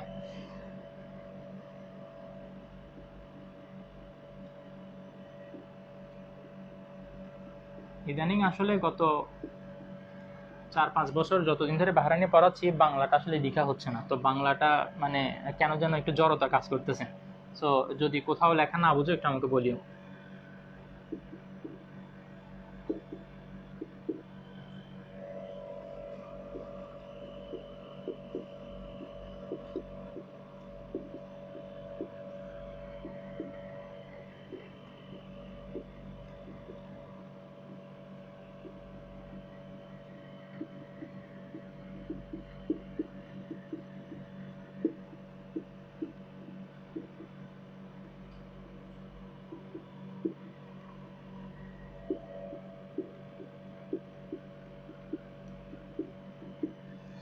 এই জিনিসটা তোমাদেরকে কোশ্চেনের মধ্যে দিয়ে এক্সপ্লেইন করতে বলতে পারে। তো আশা করি তোমরা এখন এক্সপ্লেইন করতে পারবা। আমরা দেখছি যে সকল স্পন্দন গতি, যেটা কিনা একটা সিম্পল পেন্ডুলামের গতি, এটা কি করে, পর্যাবৃত্ত গতির যে কন্ডিশন সেটা কিন্তু স্যাটিসফাই করে। ওই যে এখানে নমুনা আছে, এখনো আমি কিন্তু তোমাদেরকে এটা দেখাইছি। তো পর্যাবৃত্ত কন্ডিশন এটা স্যাটিসফাই করে, কিন্তু সকল পর্যাবৃত্ত গতি স্পন্দন গতির কন্ডিশন স্যাটিসফাই করে না। যেমন সিম্পল পেন্ডুলাম এই পর্যাবৃত্ত গতিতে স্পন্দন গতির কন্ডিশন স্যাটিসফাই করে, ওই যে অপোজিট দিক থেকে ক্রস করে।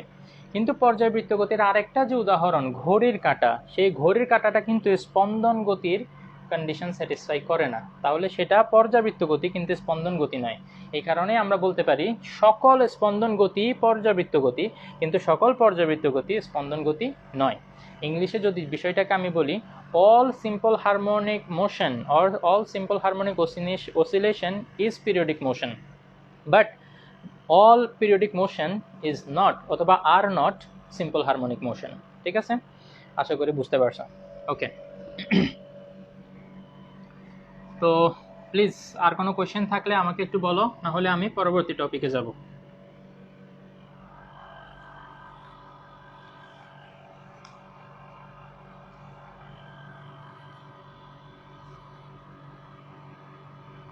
ও কোয়েশ্চেন তো তোমরা, আমি বারবার ওই যে জুম ক্লাসের ওইটা মাথায় থাকে, জুম ক্লাসে স্টুডেন্টরা আমাকে সরাসরি জিজ্ঞেস করে, এখানে যে কমেন্টে চেক করতে হবে আমার আসলে মনে থাকে না। ওকে আদিতি, তুমি লিখছো all clear, all clear shampoo.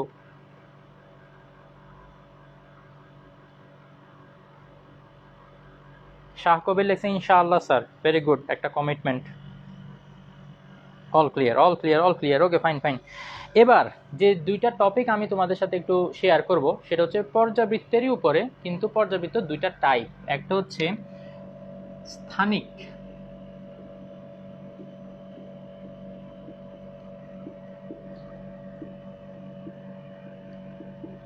পর্যাবৃত্ত, যেটাকে আমরা বলি স্পেশিয়াল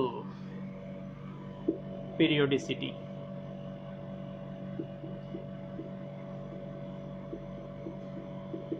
আরেকটা হচ্ছে কালিক পর্যাবৃত্ত, সেটাকে আমরা বলি টেম্পোরাল পিরিয়ডিসিটি। তো আসো এই দুইটা জিনিস কি আমরা একটু বোঝার চেষ্টা করি। পর্যাবৃত্ত এই কথাটা শোনার সাথে সাথে আমি তোমাদেরকে বলছিলাম মাইন্ডের মধ্যে একটা জিনিস আসতে হবে, সেটা হচ্ছে কি বারবার রিপিট হবে কিছু একটা। তো যখন স্থানের সাপেক্ষে কোনো কিছু বারবার রিপিট হয়, স্থানের সাপেক্ষে মানে যেমন মনে করো আমরা ছোটবেলায় আসলে এরকম অঙ্ক করছিলাম যে তোমাকে কিছু গাছ দেয়া হইলো, এই গাছগুলা রাস্তার দুই সাইডে প্রতি 3 মিটার অন্তর অন্তর তোমাকে লাগাইতে হবে। তো তুমি ফার্স্টে একটা গাছ লাগাইলা, 3 মিটার পরে আরো একটা গাছ লাগাইলা, এবং আবার 3 মিটার পরে আরো একটা গাছ লাগাইলা, আবার 3 মিটার পরে আরো একটা গাছ লাগাইলা। তো তাইলে এখন দেখা যাচ্ছে কি প্রতি 3 মিটার পরে পরে একটা জিনিস রিপিট হবে, সেই জিনিসটা কি একটা গাছ রিপিট হবে। তুমি ফার্স্টে এখানে একটা গাছ দিলা, 3 মিটার, টাইম না ডিস্টেন্স, 3 মিটার পরে আবার দেখা যাচ্ছে আরেকটা গাছ, আবার 3 মিটার পরে দেখা যাচ্ছে আরেকটা গাছ। তাহলে একটা সার্টেন ডিস্টেন্স পরে পরে কোনো কিছু যখন রিপিট হবে তখন সেটাকে আমরা বলবো স্থানিক পর্যাবৃত্তি অথবা স্পেশিয়াল পিরিয়ডিসিটি। এই স্পেশিয়াল এই কথাটাই আসছে স্পেস থেকে। একটা সার্টেন স্পেস পরে পরে যখন কোনো কিছু রিপিট হবে, এখানে টাইমের কোনো বিষয় নাই। স্থানিক পর্যাবৃত্তি বা স্পেশাল পিরিয়ডিসিটিতে টাইমের কোনো বিষয় নেই, ডিস্টেন্সটা ঠিক থাকতে হবে, ডিস্টেন্সটা ইকুয়াল থাকতে হবে, ইকুয়াল ডিস্টেন্স পরে পরে কিছু একটা রিপিট হইতে হবে। যেমন মনে করো এই যে ইলেকট্রিক যে খাম্বাগুলা, সেগুলা মনে করো সবসময় আসলে নির্দিষ্ট ডিস্টেন্স মেনটেন করে বসানো হয় না, বাট তারপরে যদি এরকম হয় যে 100 মিটার পরে পরে অথবা 200 মিটার পরে পরে একটা ইলেকট্রিক পোল বসানো হয়েছে, তাহলে দেখা যাচ্ছে কি একটা সার্টেন ডিস্টেন্স পরে পরে ইলেকট্রিক পোলটা রিপিট হচ্ছে, আবার 100 মিটার বা 200 মিটার পরে এটা আবার রিপিট হচ্ছে। তো তাইলে ডিস্টেন্সের সাপেক্ষে একটা নির্দিষ্ট দূরত্ব বা একটা নির্দিষ্ট ডিস্টেন্স পরে পরে যদি কোনো কিছু রিপিট হয়, সেই ধরনের রিপিটেশনটাকে আমরা বলি স্থানিক পর্যাবৃত্তি অথবা স্পেশাল পিরিয়ডিসিটি। এবার আসো টাইমের সাপেক্ষে যদি কোনো কিছু হয়, এই যে কালিক, কালটাই আসছে কোথা থেকে?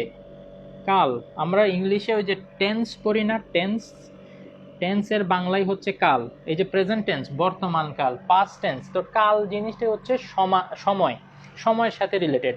এখানে ডিস্টেন্স ম্যাটার করে না, একটা সার্টেন টাইম পরে পরে যদি কোনো কিছু রিপিট হয় তাহলে সেটা হচ্ছে কি তোমাদের কালিক পর্যাবৃত্তি, যেমন আমি তোমাদেরকে বলি বাংলা নববর্ষ এটা 14ই এপ্রিল, ঠিক 1 বছর পরে এটা আবার রিপিট হবে।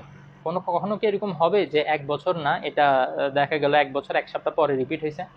নো, এখানে টাইমটা ম্যাটার করে, ডিস্টেন্সের কোনো বিষয় এখানে নাই, এখানে টাইমটা বিষয়। ঠিক 1 বছর সময় পরেই এই নববর্ষটা আবার আসবে, আবার 1 বছর সময় পরে এটা আবার আসবে। যেমন মনে করো আমরা যদি হ্যালির ধূমকেতুর কথা বলি, হ্যালির ধূমকেতু এই জিনিসটা যদি তোমরা শুনে থাকো, এভরি 76 ইয়ার্স পরে পরে এই জিনিসটা দেখা যায়। এভরি 76 ইয়ার পরে পরে ধূমকেতু, ওই যে কমেট, হ্যালিস কমেট, ইংলিশে যারা পড়ছো তারা হ্যালিস কমেট হিসেবে জানো।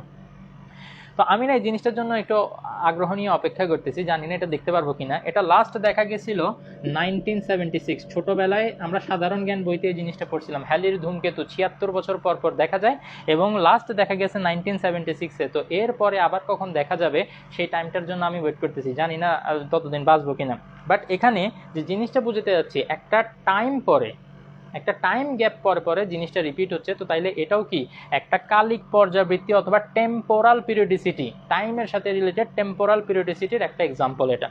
তো এই দুইটা জিনিস ক্লিয়ার নাকি বলো? যদি না বুঝে থাকো অবশ্যই কোয়েশ্চেন করবা, আর যদি বুঝো তাইলে লিখে দাও অল ক্লিয়ার।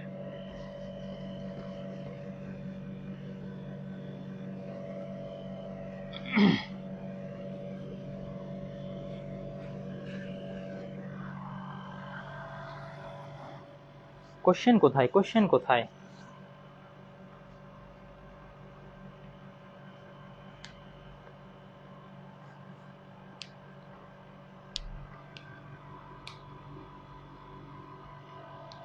আলহামদুলিল্লাহ বুঝছি, অল ক্লিয়ার, আলহামদুলিল্লাহ ক্লিয়ার, সবাই অল ক্লিয়ার, কেউ হেড অ্যান্ড শোল্ডার ইউজ করে না।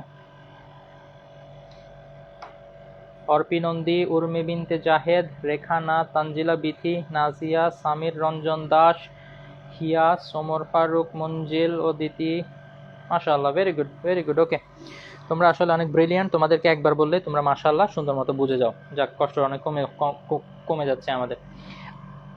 আচ্ছা, ফার্দার যাওয়ার আগে তোমাদের সাথে কিছু টপিক আছে, যে টার্মগুলো আসলে তোমরা অলরেডি হয়তো বা জানো, অনেকে বিরক্ত লাগতে পারে যে স্যার এগুলো আবার কেন পড়াচ্ছে, কিন্তু এই জিনিসগুলো আমি যেহেতু তোমাদের সাথে কখনো শেয়ার করিনি, তো আমার স্যাটিসফ্যাকশনের জন্য আমি একটু তোমাদের সাথে এগুলো একটু ক্লিয়ার করে আগাইতে চাই, সো দ্যাট পরে যখন আমি এই টার্মগুলোর কথা মেনশন করব, আমি জানি যে তোমরা এই জিনিসটার কথা জানো। তো যারা পড়ছো অলরেডি তাদের জন্য একটা রিভিশন হয়ে গেল। তো খেয়াল করো, এখানে ফার্স্ট অফ অল যেটা, সেটা হচ্ছে একটা সম্পূর্ণ স্পন্দন, এটাকে ইংলিশে বলা হয় কমপ্লিট অসিলেশন। একটা সম্পূর্ণ স্পন্দন অথবা পূর্ণ স্পন্দন, এটা অলরেডি তোমাদেরকে বলে ফেলছি আমি, পূর্ণ স্পন্দন, পূর্ণ স্পন্দন যেটাকে বলা হয় ইংলিশে কমপ্লিট অসিলেশন। তো একটা কমপ্লিট অসিলেশন কোনটাকে বলবো আমরা?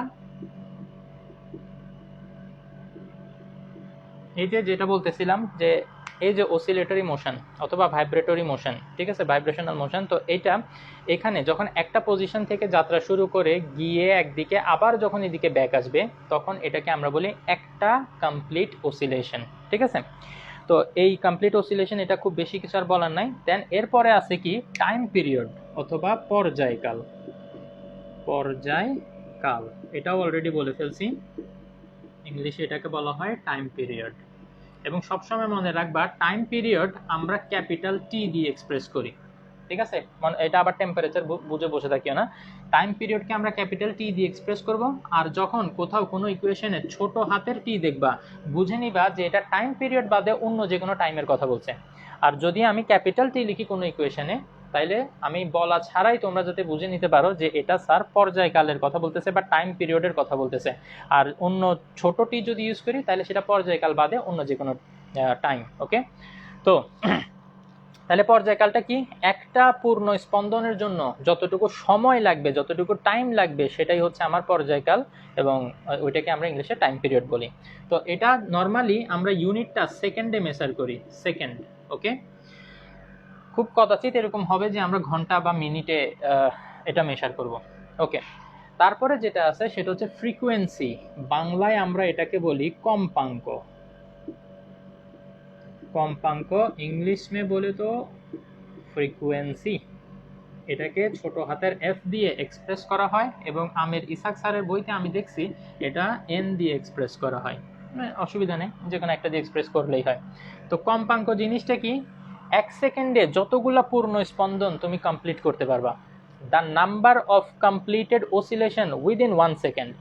আমরা স্কুলে ছুটির ঘন্টা যখন শুনি tongue tongue tongue tongue tongue tongue tongue tongue এভাবে শুনতে থাকি, তাই না?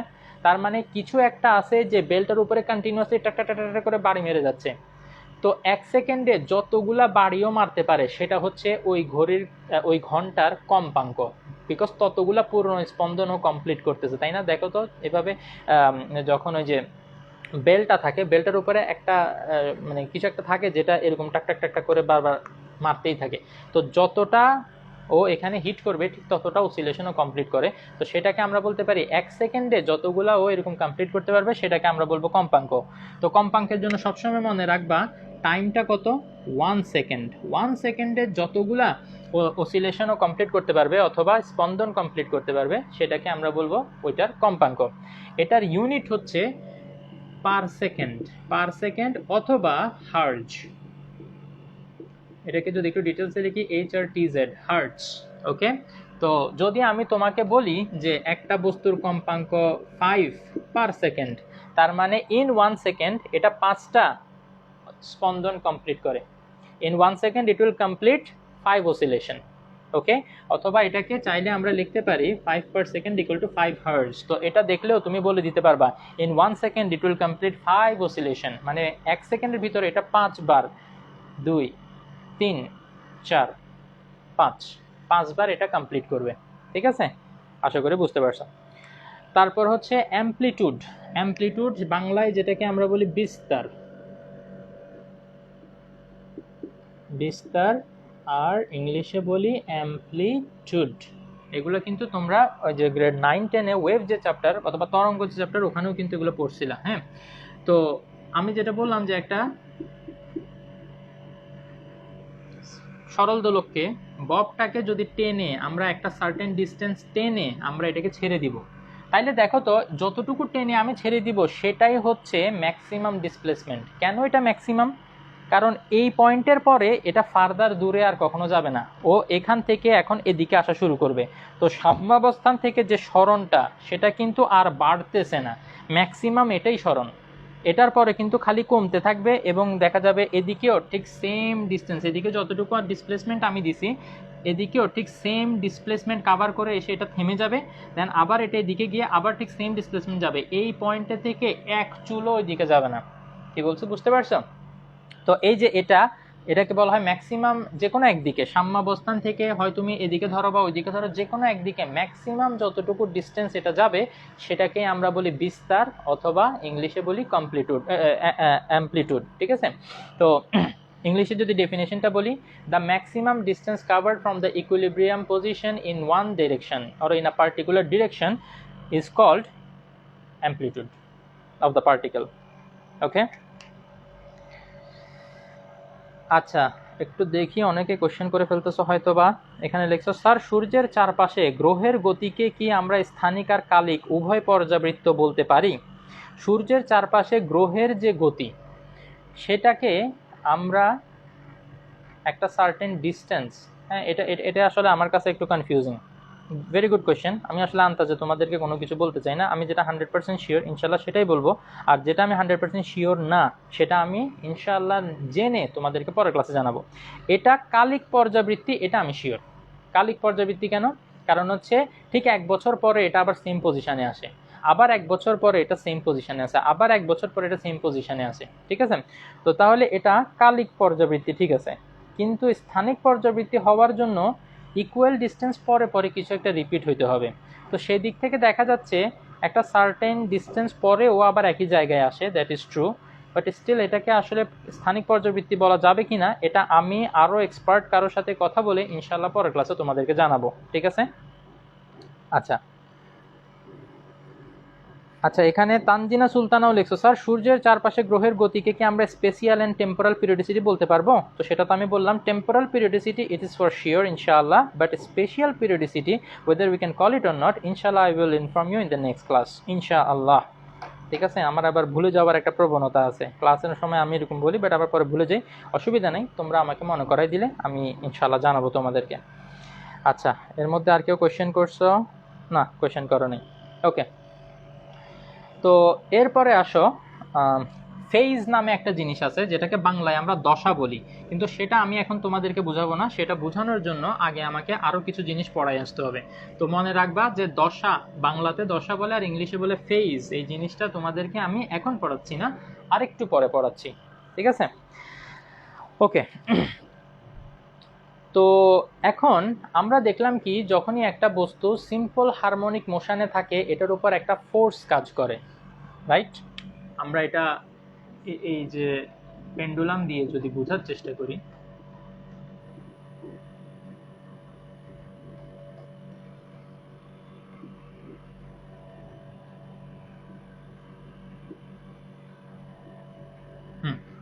খেয়াল করো তো, আমি যখন একটা ববকে টেনে আমি এতদূর নিয়ে আসবো, এটা হচ্ছে ম্যাক্সিমাম ডিসপ্লেসমেন্ট, তাই না? এরপর এটাকে আমি যখন ছেড়ে দিব, এটা কি হবে? এটা নিচের দিকে নেমে আসবে। কোনো ফোর্স যদি এটার উপর কাজ না করে তাইলে এটা নিচে কি নেমে আসার কথা? এটা কিন্তু নিচে নেমে আসার কথা না। ডেফিনেটলি যদি এটার উপর কোনো ফোর্স কাজ না করে, কোনো বল এটার উপর যদি প্রয়োগ না হয়, আমরা জানি একটা বস্তু যেরকম আছে ঠিক সেরকমই থাকবে। আমি যখন এটাকে টেনে এতটুকু নিয়ে গেছিলাম, এটা কিন্তু স্থির ছিল। আমি যখন ধরে রাখছি এটা স্থির ছিল। আমি ছেড়ে দেওয়ার পরে এটার উপর যদি কেউ বল প্রয়োগ না করে, এটা এই রকম সিচুয়েশনেই থেকে যাওয়ার কথা। তো তার মানে কি, এটা যেহেতু এখন এখান থেকে মুভিং, তার মানে এটার উপর একটা বল প্রয়োগ হচ্ছে। এবং বল প্রয়োগের দিকটা কোন দিকে? যদি আমি তোমাদেরকে কোয়েশ্চেনটা করি, বল একটা ভেক্টর কোয়ান্টিটি, যেটা কিনা শুধুমাত্র ম্যাগনিটিউড দিয়ে এক্সপ্রেস করলেই হবে না, we need the direction also. That means আমাদের শুধু মান, বল কতটুকু সেটা বললেই হবে না, বল কোন দিকে সেটাও তোমাকে মেনশন করতে হবে। তো এখানে তোমরা একটু আমাকে বলো যে বলের দিকটা কোন দিকে। দেখো তো, এখানে যখন ছিল তখন এই দিকে চলে আসতে চাচ্ছে, যেই মাত্র এই পয়েন্টটা সে ক্রস করে, সাথে সাথে মনে হয় কি পিছন দিকে কেউ একজন ওকে টেনে ধরতেছে, যে কারণে তার গতিটা কমে যায়, তাই না? গতি কমতে কমতে জিরো হয়ে যায়। আবার যখন সে এই পয়েন্টের দিকে আসে, তার আগ্রহ অনেক, সে আরো গতি বাড়াইতে থাকে, গতি বাড়াইতে বাড়াইতে গতিটা এখানে ম্যাক্সিমাম হয়। ম্যাক্সিমাম হওয়ার পরে আবার যখন এই পয়েন্টটা ক্রস করে চলে যায়, আবার মনে হয় কেন যেন এই পয়েন্টটা থেকে কেউ একজন ওকে টেনে ধরতেছে, যে কারণে ও আর বেশি যাইতে পারতেছে না, গতি কমে যাচ্ছে। গতি কমতে কমতে একটা সময় এখানে এসে আবার গতি জিরো হয়ে যায়। তাহলে এইখান থেকে আমরা একটা জিনিস বুঝতে পারি যে এই দুইটা পয়েন্টে আমাদের গতি কি হবে? শূন্য হবে, এবং এখানে হবে আমাদের গতিটা ম্যাক্সিমাম। তো তাইলে দেখো তো, এই যে ববটাকে যখন আমি নিজের ইচ্ছা মতো দুলতে দিলাম, আমি আর এখন এটাকে ধরে রাখি নাই, তো তখন দেখা যাবে কি এই ববটার সবসময় একটা টেন্ডেন্সি হচ্ছে কি, সে ইকুইলিব্রিয়াম পয়েন্টের দিকে আসতে চায়। খেয়াল করো, এইখানে এসে এই ইকুইলিব্রিয়াম পয়েন্টের দিকে ও কি করতে চায়? এদিকেও আসতে চায়। তো তাহলে আমরা বলতে পারি যে বলের যে দিকটা সেটা হচ্ছে সবসময় সাম্যাবস্থানের দিকে। Direction of the force, direction of force, it is towards the equilibrium position, equilibrium position।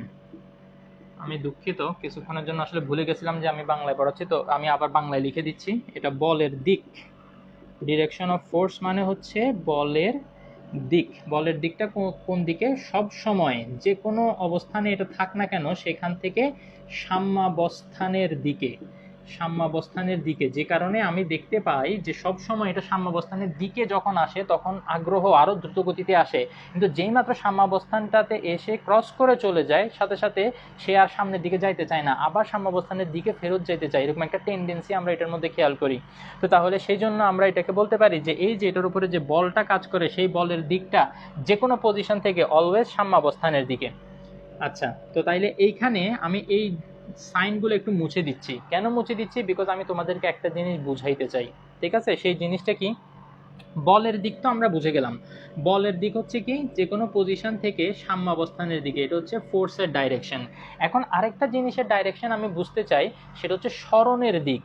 এই জিনিসটা নিয়ে সত্যি বিশ্বাস করো, আমি আমার ফুল স্টুডেন্ট লাইফে ডাউটটা আমার বুকের মধ্যে ক্যারি করছি, এবং যতদিন আমি টিচার হয়েছি এবং এটা পড়াইতে গেছি ততদিন পর্যন্ত আমার এটা ডাউট ছিল, ঠিক আছে? তো তাইলে আমি চাই তোমরা অন্তত এই সন্দেহটা বা এই কনফিউশনটা তোমাদের মধ্যে থাকবে না আজকের পর, ইনশাআল্লাহ। তো সরণের দিক, সরণের দিক, সরণের দিকটা কোন দিকে? সব সময় মনে রাখবা, সরণটা আমরা ক্যালকুলেট করি সাম্যাবস্থান থেকে কতটুকু দূরে আছে। সরণটা কিভাবে হিসাব করি? সরণটা হিসাব করি সাম্যাবস্থান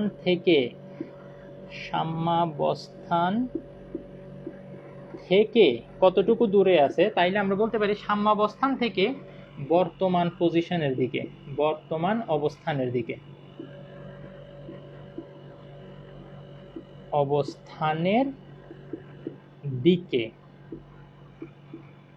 ঠিক আছে। সরণের দিকটা কি সাম্যাবস্থান থেকে বর্তমান অবস্থানের দিকে। তো শুরুতে আমি যখন এই ববটাকে নিয়ে এখানে গেছিলাম তখন সেটার উপরে যে বলটা প্রয়োগ হচ্ছিল সেই বলটার ডিরেকশন বা বলের দিকটা আমরা বুঝতে পারছি, কিন্তু ওই অবস্থায় আমার সরণের দিকটা কোন দিকে, সরণ কতটুকু সেটা তো আমি জানি, এখান থেকে এটার কতটুকু দূরে, এই ডিস্টেন্সটা মাপলেই তুমি বলতে পারবে যে সরণ কতটুকু। বাট সরণ কি ডিসপ্লেসমেন্ট ইংলিশে যেটাকে বলে, এটা একটা ভেক্টর কোয়ান্টিটি। এই ভেক্টর কোয়ান্টিটি শুধুমাত্র ম্যাগনিটিউড দিলেই হবে না, তোমার ডিরেকশনও বলতে হবে। তাহলে বলো এটার ডিরেকশন কোন দিকে। তো সাম্যাবস্থান থেকে শুরু করতে হবে বর্তমান অবস্থানের দিকে। তাইলে এটা যদি আমি স্যাটিসফাই করতে হয়, তাইলে সরণ বা এস দিয়ে আমি যদি সরণটাকে ডিনোট করি, বা এক্স পরে আমরা যেটা মঞ্চে সেটা দিয়ে ডিনোট করতে পারি, অসুবিধা নাই। তো এখনের জন্য এস দিয়ে আমি ডিনোট করলাম। তো এটার দিকটা কোন দিকে, সাম্যাবস্থান থেকে বর্তমান যে পজিশন সেখানে। এখন মনে করো কোনো একটা সময় বল, এই যে ববটা এটা দুলতে দুলতে এরকম একটা পজিশনে আসলো। তো এই পজিশনের জন্য আমি যদি তোমাকে বলি বলের দিক কোন দিকে দেখাও, তুমি বলবা যে অবশ্যই সাম্যাবস্থানের দিকে, এটা হচ্ছে বলের দিক। আর সরণের দিক কোনটা, সরণের দিক হচ্ছে সবসময় সাম্যাবস্থান থেকে শুরু হবে, সাম্যাবস্থান থেকে শুরু হয়ে বর্তমান যে অবস্থান সেটার দিকে। তাইলে যে কোনো পজিশনের জন্য আমি কি এই কথাটা বলতে পারি যে মানে বলের দিক আর সরণের দিক অলওয়েজ অপোজিট, বল এবং সরণ দোনোটাই অপোজিট দিকে। এই কথাটাকে আমি বলতে পারি কিনা, এই কথাটাতে যদি কারো অবজেকশন থাকে তাহলে লিখে ফেলো অবজেকশন।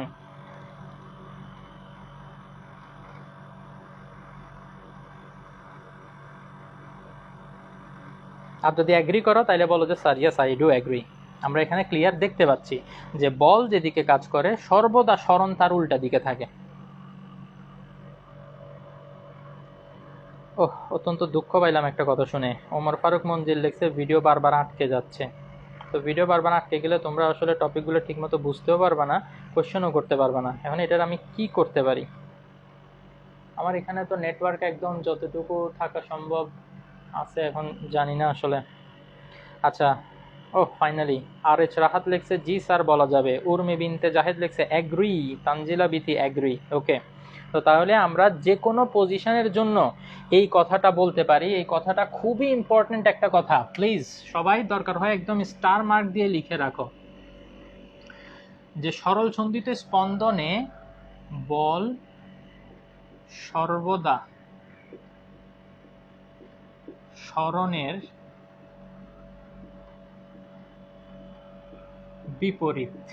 বিপরীত দিকে থাকে।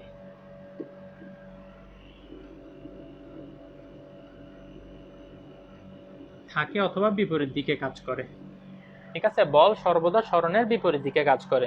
তো এখান থেকে আরো একটা জিনিস এখনই আমি তোমাদেরকে বলে রাখি, যে যদি এদের মধ্যে বল অথবা সরণ এই দুইটার মধ্যে যে কোনো একটাকে যদি তুমি পজিটিভ ধরো, তুমি এফ, এটার যে ডাইরেকশন সেটাকে তুমি পজিটিভ ধরলা, তাইলে সরণের যে ডিরেকশন সেটাকে অবশ্যই আমাদের নেগেটিভ ধরতে হবে। কারণ একদিকে যদি পজিটিভ হয় ঠিক তার উল্টা দিকটাই হবে নেগেটিভ। এই জিনিসটা আমরা কোথা থেকে জানি?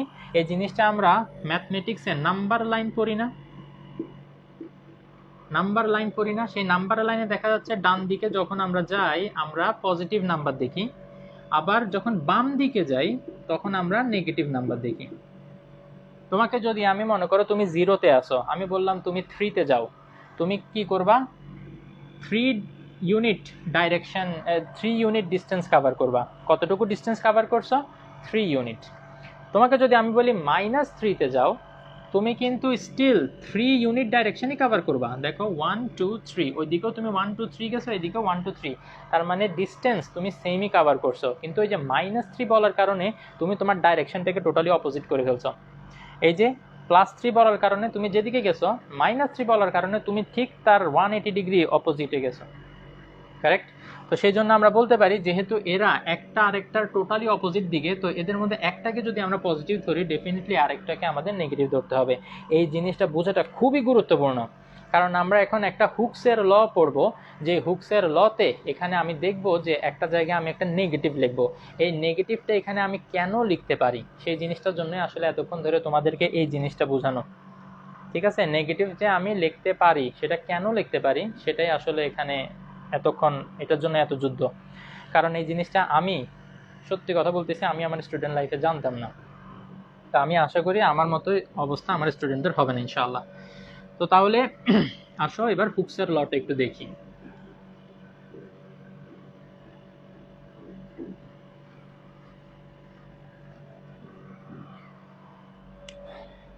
তো হুকের সূত্র থেকে আমরা যে জিনিসটা পাই সেটা হচ্ছে F is proportional to minus x.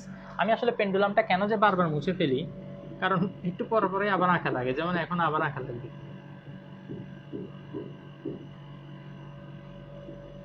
ঠিক আছে, তো তাইলে এখন F is proportional to minus x. তো এখানে বেসিক্যালি যে জিনিসটা আমরা এখান থেকে ডিরাইভ করতে পারি সেটা হচ্ছে বল সরণের সমানুপাতিক।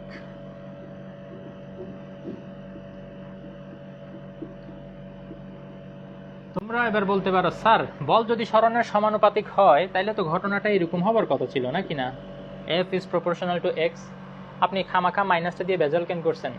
এই মাইনাসটা দিয়ে ভেজালটা কেন করছি সেটাই আমি একটু আগে এতক্ষণ ধরে এক্সপ্লেইন করছি। কেন মাইনাসটা দিব?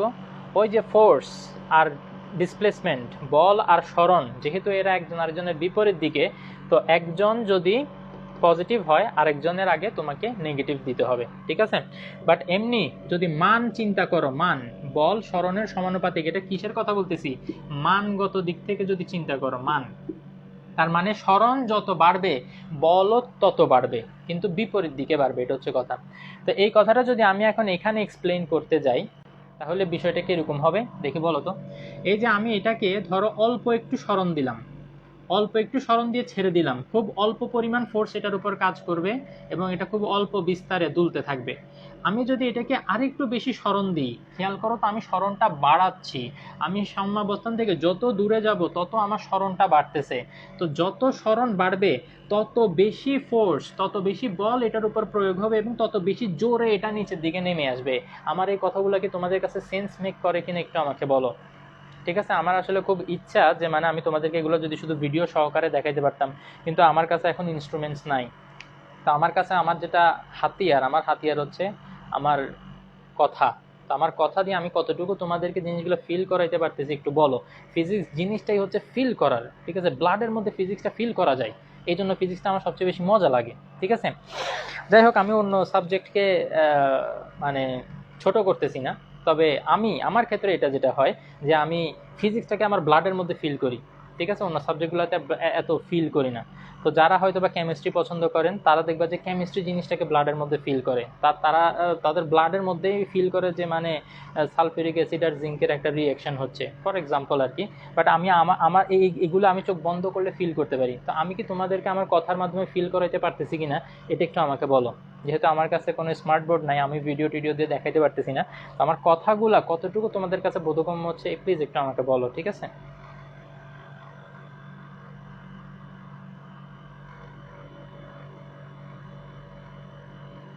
আচ্ছা উর্মি বিনতে জাহেদ লিখছে আমার অনেক হার্ড লাগে স্যার। কোনো অসুবিধা নেই, সব কিছু যে সবার কাছে ইজি লাগবে এরকম না, আল্লাহ একজনকে এক এক রকম ভাবে বানাইছে। সবাই যে ক্রিকেট পছন্দ করবে এরকম কোনো কথা নেই, কারো ফুটবলও ভালো লাগতে পারে, ডিফারেন্ট হইতে পারে। বাট তুমি চাইলে এটাকে সফট করে নিতে পারো। কিরকম? তুমি যদি বারবার এটা প্র্যাকটিস করো ইনশাআল্লাহ হার্ড এটা ইজি হয়ে যাবে। যেমন মনে করো কারো ক্রিকেট ভালো লাগে না, কিন্তু এভরিডে ইফ হি প্র্যাকটিসেস তাইলে ইনশাআল্লাহ সে একদিন ভালো ব্যাটসম্যান ও ভালো বোলার হবে। প্র্যাকটিস দিয়ে করা সম্ভব। ঠিক আছে, আচ্ছা সামির রমজান দাস লিখছে অনেক ভালো করে বুঝছে, গুড। তারপরে তানজিলা বিতি লিখছে অনেক ভালো বুঝলাম। তানজিনা সুলতানা লিখছে স্যার কোয়েশ্চেনটা বুঝতে পারিনি নেট প্রবলেমের কারণে। আচ্ছা যাই হোক অসুবিধা নেই, এই পার্টটা না হয় আরেকবার একটু রিপিট করে দেখে নিও। ওকে ওকে ফাইন। তো তাহলে এখানে কি বলতেছিলাম আসলে ভুলে গেছি, উল্টাপাল্টা কথা বলতে গিয়ে ভুলে যাই। তো হ্যাঁ মনে পড়ছে যে আমরা এখান থেকে সরণ যত বেশি দিব ঠিক তত বেশি বল এটার উপরে কাজ করবে। তো সরণ যত বেশি বল তত বেশি, এই ধরনের সম্পর্কটাকেই তো আমরা সমানুপাতিক বলি না। তবে সমানুপাতিক হওয়ার জন্য একটা কন্ডিশন হচ্ছে এটা এরকম যে কোনো একটা জিনিসকে যদি তুমি ডাবল করে ফেলো তাহলে আরেকটা জিনিসও ঠিক ডাবল হইতে হবে। ঠিক আছে, এখানে আমার মনে হয় এই জিনিসটা আমি তোমাদের সাথে একটু শেয়ার করতে পারি। মনে করো আমি তোমাদেরকে বললাম y ইকুয়াল টু 3x, আবার এখানে y ইকুয়াল টু আমরা বললাম x প্লাস 2। তো এখানে দুইটা সম্পর্ক x আর y এর মধ্যে সম্পর্কটা কোন ক্ষেত্রে সমানুপাতিক আর কোন ক্ষেত্রে সমানুপাতিক না, এই জিনিসটা আজকে আমরা একটু বোঝার চেষ্টা করি। আচ্ছা, আমার ইংলিশ মিডিয়ামের স্টুডেন্ট যারা আছো তোমরা হয়তো ভাবতেছো স্যার সমানুপাতিক এটা কি? সমানুপাতিক মানে হচ্ছে প্রপোর্শনাল, তোমরা যেটাকে প্রপোর্শনাল বলো এখানে সেটা। ঠিক আছে, তো তাইলে এখানে এই দুইটার মধ্যে কোনটা সমানুপাতিক হবে আমরা একটু দেখি। তো খেয়াল করো, আমরা যদি এখানে x এর ভ্যালু 1 ধরি তাহলে y এর ভ্যালুটা কত আসে? 3 ইন্টু 1, এটা আসে 3। আবার x এর ভ্যালু যদি 2 ধরি তাহলে y ইকুয়াল টু হবে 3 2 যা 6। আবার x এর ভ্যালু যদি 3 ধরি তাহলে এখানে y এর ভ্যালু আসবে 3 ইন্টু 3 ইকুয়াল টু 9। ওই ক্ষেত্রে কি হয়, x এর ভ্যালু যদি আমি 1 ধরি y ইকুয়াল টু আসবে 1 প্লাস 2 ইকুয়াল টু 3। x এর ভ্যালু যদি 2 ধরি তাহলে y ইকুয়াল টু আসবে 2 প্লাস 2 ইকুয়াল টু 4। x এর ভ্যালু যদি 3 ধরি y ইকুয়াল টু আসবে 3 প্লাস 2 ইজ ইকুয়াল টু 5। তো এখন সমানুপাতিক হইতে হইলে আমি কি বললাম, একটাকে যদি তুমি ডাবল করো আরেকটাও ডাবল হইতে হবে, মানে সেম প্রপোর্শনে দুইটা ইনক্রিজ হইতে হবে। যেমন এখানে x এর ভ্যালু আমি কি করে ফেললাম? ডাবল করে ফেললাম, তাই না? এখানে y এর ভ্যালুটা কি ডাবল হয়েছে? দেখা যাচ্ছে ইয়েস, y এর ভ্যালুটাও ডাবল হয়েছে। আবার x এর ভ্যালু যখন 1 থেকে আমি 3 করে ফেলি, 3 টাইমস করে ফেলি, তখন দেখা যায় এখানেও 3টা 3 টাইমস হয়ে যায়। সুবহানাল্লাহ। তো তাইলে এখানে দেখা যাচ্ছে এটা যে প্রপোর্শনে বাড়তেছে y এর ভ্যালুটা ঠিক সেম প্রপোর্শনে বাড়তেছে। তো তাইলে এই রিলেশনটাকে আমরা বলতে পারি সমানুপাতিক রিলেশন। মানে এইখান থেকে আমরা চাইলে লিখতে পারবো y is proportional to x। Generally আমরা কি করি, যখনই দেখি y is proportional to x, এইখান থেকে আমরা পরের লাইনে লিখি না y equal to kx। এই যে প্রপোর্শনাল সাইনকে আমরা ইকুয়াল সাইন দিয়ে রিপ্লেস করতে গেলে একটা কনস্ট্যান্ট ইন্ট্রোডিউস করি না? এই যে দেখো এখানে কিন্তু একটা কনস্ট্যান্ট আছে, এখানে কনস্ট্যান্টটা হচ্ছে কত? 3। ঠিক আছে, মিলতেছে এই যে ওইটার সাথে ওইটা। কিন্তু ওই ক্ষেত্রে কি ঘটনাটা ঘটে? দেখো তো, x এর ভ্যালু 1 থেকে যখন 2 হয় x এর ভ্যালু ডাবল হয়ে গেছে, y এর ভ্যালুটা কি ডাবল হয়েছে? 3 থেকে 4 হয়ে যাওয়া এটা কিন্তু ডাবল হয় নাই। আবার x এর ভ্যালু যখন 1 থেকে 3 হয়ে যায়, 3 টাইমস হয়, তখন কিন্তু y এর ভ্যালু 3 3 যা 9 হয় নাই, 5 হয়েছে। তার মানে এই টাইপের যে রিলেশন এগুলাকে কিন্তু আমরা প্রপোর্শনাল রিলেশন বলতে পারবো না। তার মানে এই ধরনের রিলেশন যদি থাকে y is not proportional to x। অনেকেই মনে করে কি, স্যার কেন প্রপোর্শনাল বলতে পারবো না, এখানে x এর ভ্যালু যখন বাড়াইছি y এর ভ্যালুও তো বেড়ে গেছে। কিন্তু প্রপোর্শনাল মানে এটা না যে একটা বাড়াইলে আরেকটা বাড়বে, নো, একটা যেই রেশিওতে বাড়াবা আরেকটা ঠিক সেম রেশিওতে বাড়তে হবে, শুধু বাড়লে হবে না, সেম রেশিওতে বাড়তে হবে, তখনই আমরা বলতে পারবো এটা একটা সমানুপাতিক রিলেশন। ম্যাথমেটিক্সের কিছু একটা জিনিস পড়াই ফেললাম, জানি না তোমাদের কাছে আবার কিরকম লাগছে। আচ্ছা ওকে, যাই হোক, এই ধরনের বেসিক জিনিসগুলো আসলে ক্লিয়ার হওয়া দরকার। এগুলো তোমাদেরকে নতুন কিছু কিছু জিনিস চিন্তা করতে হেল্প করবে। দেখা যাবে এটার উপর বেস করে বা এরকম বেসিক জিনিসগুলো যখন তোমরা জানবা, তোমরা এগুলোকে ইউটিলাইজ করে তোমরা চিন্তা করবে যে আচ্ছা এই জিনিসটা ওইরকম হলে কীরকম হবে। এইভাবে যখন চিন্তা করবা দেখবে যে তোমাদের মধ্য থেকে কেউ একটা থিওরেম বের করে ফেলতে পারবা, কেউ একটা থিওরি বের করে ফেলতে পারবা, এবং আমি ইনশাআল্লাহ আমার ছেলে মেয়ে অথবা নাতিপুতিদেরকে বলতে পারবো এই যে দেখো এই লোক যে থিওরেমটা দিছে এই লোকটা আমার স্টুডেন্ট ছিল একটা সময়। ঠিক আছে, আচ্ছা যাই হোক, তো তাইলে বল সরণের সমানুপাতিক, এটা F প্রপোর্শনাল টু x হওয়ার কথা ছিল। তার মানে যত বেশি সরণ আমরা দিব তত বেশি বল এটার উপরে প্রয়োগ হবে। ঠিক আছে, তার মানে দেখো তো এই যে ইকুইলিব্রিয়াম পজিশন এখানেই হচ্ছে x ম্যাক্স, যেটা কিনা a এর ইকুয়াল। ম্যাক্সিমাম সরণ যেটা, সর্বোচ্চ সরণের এটাই তো হচ্ছে বিস্তার, অথবা ইংলিশে আমরা যদি বলি ম্যাক্সিমাম ডিসপ্লেসমেন্ট হচ্ছে অ্যামপ্লিটিউড। তো এখানে যেহেতু সর্বোচ্চ সরণ, এখানেই সর্বোচ্চ বল প্রয়োগ হবে। এবার খেয়াল করো, এই যে বল, এই বস্তুটা যখন নিচের দিকে নেমে আসবে, সাম্যাবস্থান থেকে ডিস্টেন্স কমতেছে না, তার মানে সরণও কমে আসতেছে। সরণ কমতে কমতে কমতে কমতে একটা সময় জিরো কখন হবে? সরণ একটা সময় জিরো হবে যখন বলটা সাম্যাবস্থাতেই থাকবে, বস্তুটা সাম্যাবস্থাতেই চলে আসবে। কারণ সাম্যাবস্থান থেকে সাম্যাবস্থানের ডিস্টেন্স কতটুকু আমরা জানি, সরণ হচ্ছে কি সাম্যাবস্থান থেকে বস্তুর পজিশনের ডিস্টেন্স। তো সাম্যাবস্থানে যদি একটা বস্তু থাকে তাহলে সাম্যাবস্থান থেকে বস্তুর পজিশনও সাম্যাবস্থানে, তো সাম্যাবস্থান থেকে সাম্যাবস্থানের ডিস্টেন্স জিরো। তার মানে এই অবস্থায় আমরা বলতে পারি x ইকুয়াল টু জিরো, সাম্যাবস্থানে বস্তুর সরণ শূন্য। তো এই ক্ষেত্রে এখানে বল যে প্রয়োগ হবে সেটাও শূন্য হওয়ার কথা যদি এরা একটার একটা সমানুপাতিক হয়। তো তাইলে তোমরা বলতে পারো যে স্যার এখানে যদি বল শূন্য হয় তাইলে এই বস্তুটা এখানে থেমে যায় না কেন, কেন এটা তারপরও এটা এদিকে মুভ করে? একটা ভ্যালিড কোশ্চেন, তাই না? আমরা জানি এখানে বল প্রয়োগ হচ্ছিল যে কারণে এটা নেমে আসতেছিল, ভালো কথা। কিন্তু এখানে আসার পরে বলটা তো শূন্য হয়ে যায়, বল শূন্য হয়ে গেলে তারপরও কেন এটা মুভ করবে? এটা গতি জড়তার জন্য মুভ করবে। এই বাংলাতে এটাকে বলা হয় গতি জড়তা, ইংলিশে আমরা এটাকে ইনারশিয়া হিসেবে পড়ি, ইনারশিয়া, ইনারশিয়া, ঠিক আছে? ওই যে আমরা চলন্ত বাসে যদি থাকি, বাস গতিশীল, সাথে সাথে বাসের ভিতরে থাকা আমিও গতিশীল, বাস হঠাৎ করে ব্রেক করলো, কিন্তু ওই যে ইনারশিয়া মানে কি, অথবা জড়তা মানে কি, একটা বস্তু যে অবস্থায় আছে সেই অবস্থায় থাকতে চাওয়ার যে একটা টেন্ডেন্সি ওর মধ্যে, সেটাকে বলা হয় জড়তা। তো তাহলে এই যে বস্তুটা এখন এতক্ষণ এই দিক থেকে এখানে আসতেছিল, ওর মধ্যে একটা গতি ছিল না, ও গতিশীল অবস্থায় ছিল। তো এই অবস্থায় এসে যখন ফোর্স আর কাজ করতেছে না, তারপরও সে গতিশীল অবস্থায় থাকতে চায়, তার একটা টেন্ডেন্সি আছে যে অবস্থায় সে আছে সেই অবস্থাটা মেনটেন করার। তো সেইটার জন্যই, সেই জড়তাটা মেনটেন করতে গিয়েই সে সামনের দিকে আরো চলে যায়। যেমন মনে করো আমরা অনেক সময় ক্রিকেট খেলার সময় অনেক সময় দেখি যে বল একটা উড়ে আসতেছে, ফিল্ডার দৌড়াচ্ছে দৌড়াচ্ছে দৌড়াচ্ছে, ক্যাচ ধরছে, ক্যাচ ধরে সাডেনলি কেউ দাঁড়ায় যেতে পারে? সাডেনলি মানে সাথে সাথেও তারা যেতে পারে না, তাইলে দেখা যেত কি অনেকগুলো সিক্স হইতোই না, ঠিক আছে? কিন্তু হয় কি, ক্যাচ ধরার পরেও ওই যে ওর যে গতিশীল অবস্থায় থাকতে চাওয়ার যে টেন্ডেন্সি, সেটা কি হয়, কন্টিনিউ করার কারণে ও বাউন্ডারির ওই সাইডে চলে যায় এবং সিক্স হয়ে যায়। তো ঠিক আছে, ওই যে বাসের ক্ষেত্রে যেটা হয় যে মানে বাস যখন সাডেনলি স্টপ করে কিন্তু আমরা গতিশীল অবস্থায় থাকতে চাই, যে কারণে আমরা সামনের দিকে পড়ে যাই, ঠিক আছে? আচ্ছা, আশা করি বুঝতে পারছো। তো আমরা এখানে কি কোয়েশ্চেন করতেছ?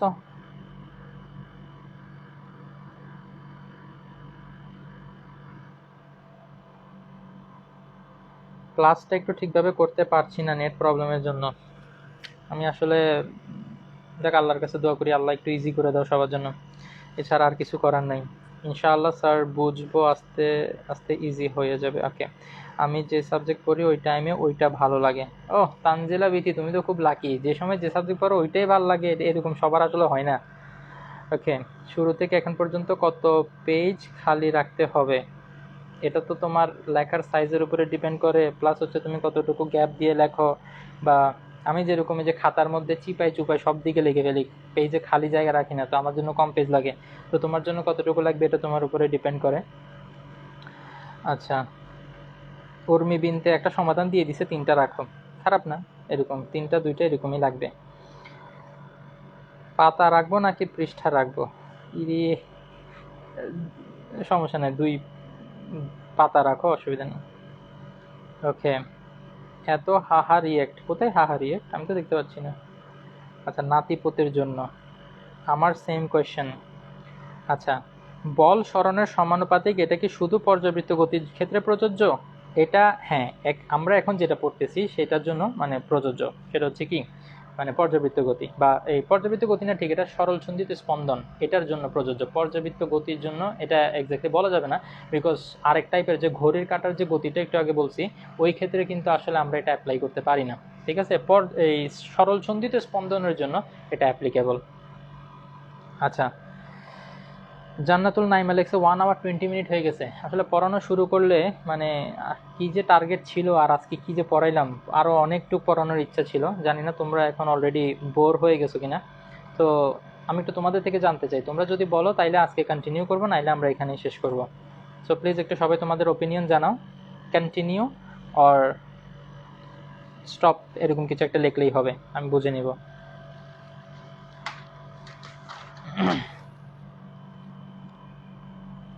ওকে, সমস্যা নাই, পরের দিন ইনশাআল্লাহ আবার গিয়ার আপ করে আমরা কভার করতে পারবো।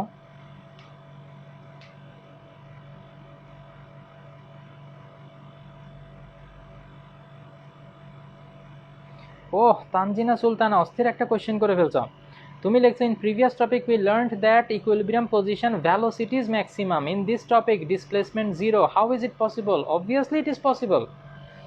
তুমি দেখো, ভেরি গুড, আমি এই জিনিসটাও আসলে এখানে মেনশন করা দরকার।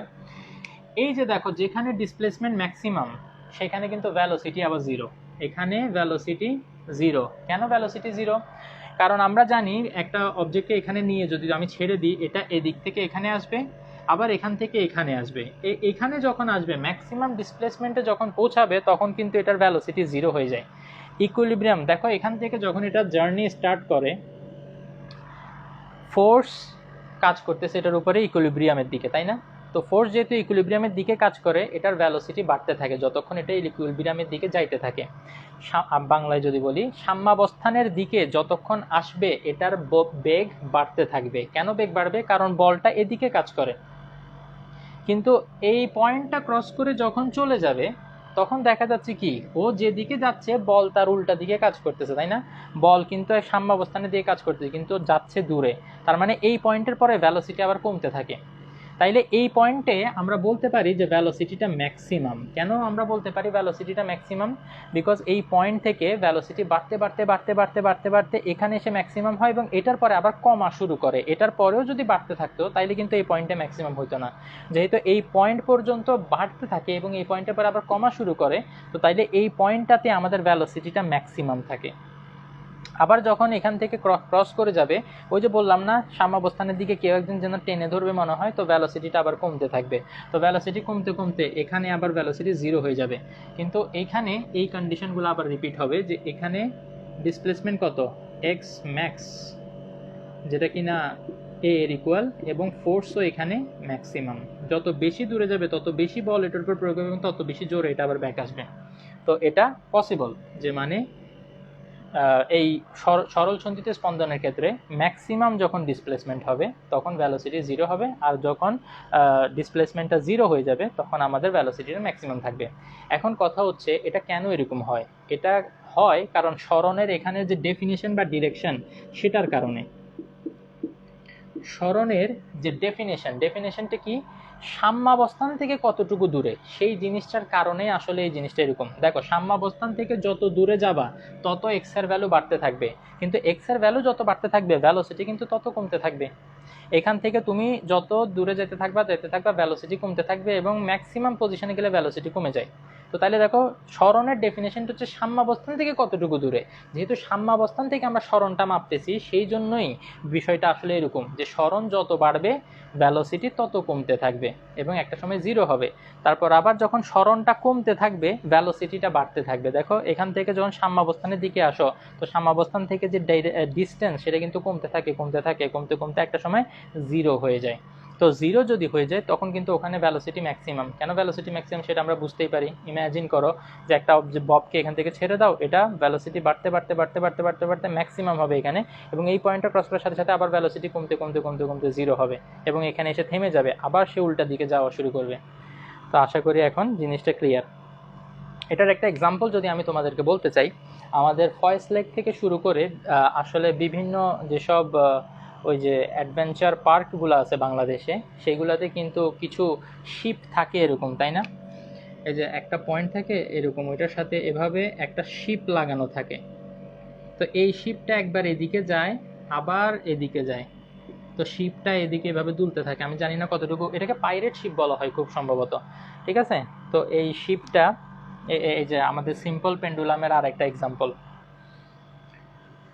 ওকে, তো তাইলে যতটুকু সবাই লিখছো, হিয়াস লেখছে স্যার কন্টিনিউ করি না, বাট মোস্টলি আসলে অনেকে চাচ্ছে কন্টিনিউ করি।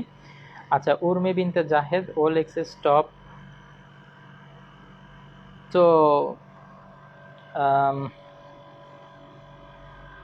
আরেকটু, ওকে, জাস্ট আমি আজকে ব্যবকলনীয় সমীকরণ এই টপিকটা অন্তত আজকে একটু ডিসকাস করতে চাই। আমি একটু তাড়াতাড়ি করার চেষ্টা করব যাতে তোমাদের আর বেশি বিরক্ত না লাগে। আর যারা অলরেডি আসলে বেশিক্ষণ মনোযোগ ধরে রাখা সম্ভব হয় না, আই আন্ডারস্ট্যান্ড, তো তারা পরে দেখে নিও, এখান থেকে পার্টটা পরে দেখে নিও যারা আর করতে পারতেছো না ক্লাস। ওকে, তো আমরা এখন কি শিখবো? আমরা যে টপিকটা এখন ডিসকাস করব সেটা হচ্ছে সরল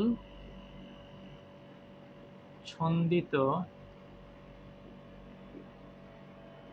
স্পন্দনের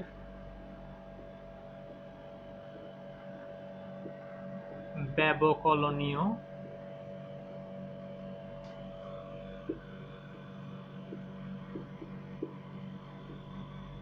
সমীকরণ।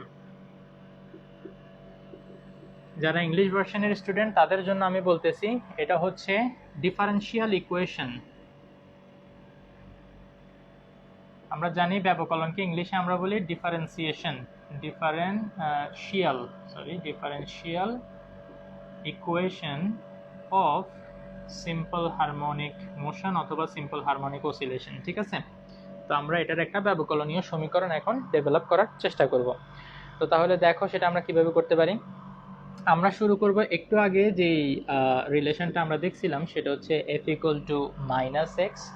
তো এখান থেকে আমরা ভালো করে জানি যে আমরা যদি একটা ইকুয়াল সাইন এখন এখানে বসাইতে চাই তাইলে আমাদেরকে একটা কনস্ট্যান্ট ইন্ট্রোডিউস করতে হবে। যে কনস্ট্যান্টটা আমরা ধরে নিলাম কে, কনস্ট্যান্টকে বাংলায় বলা হয় ধ্রুবক।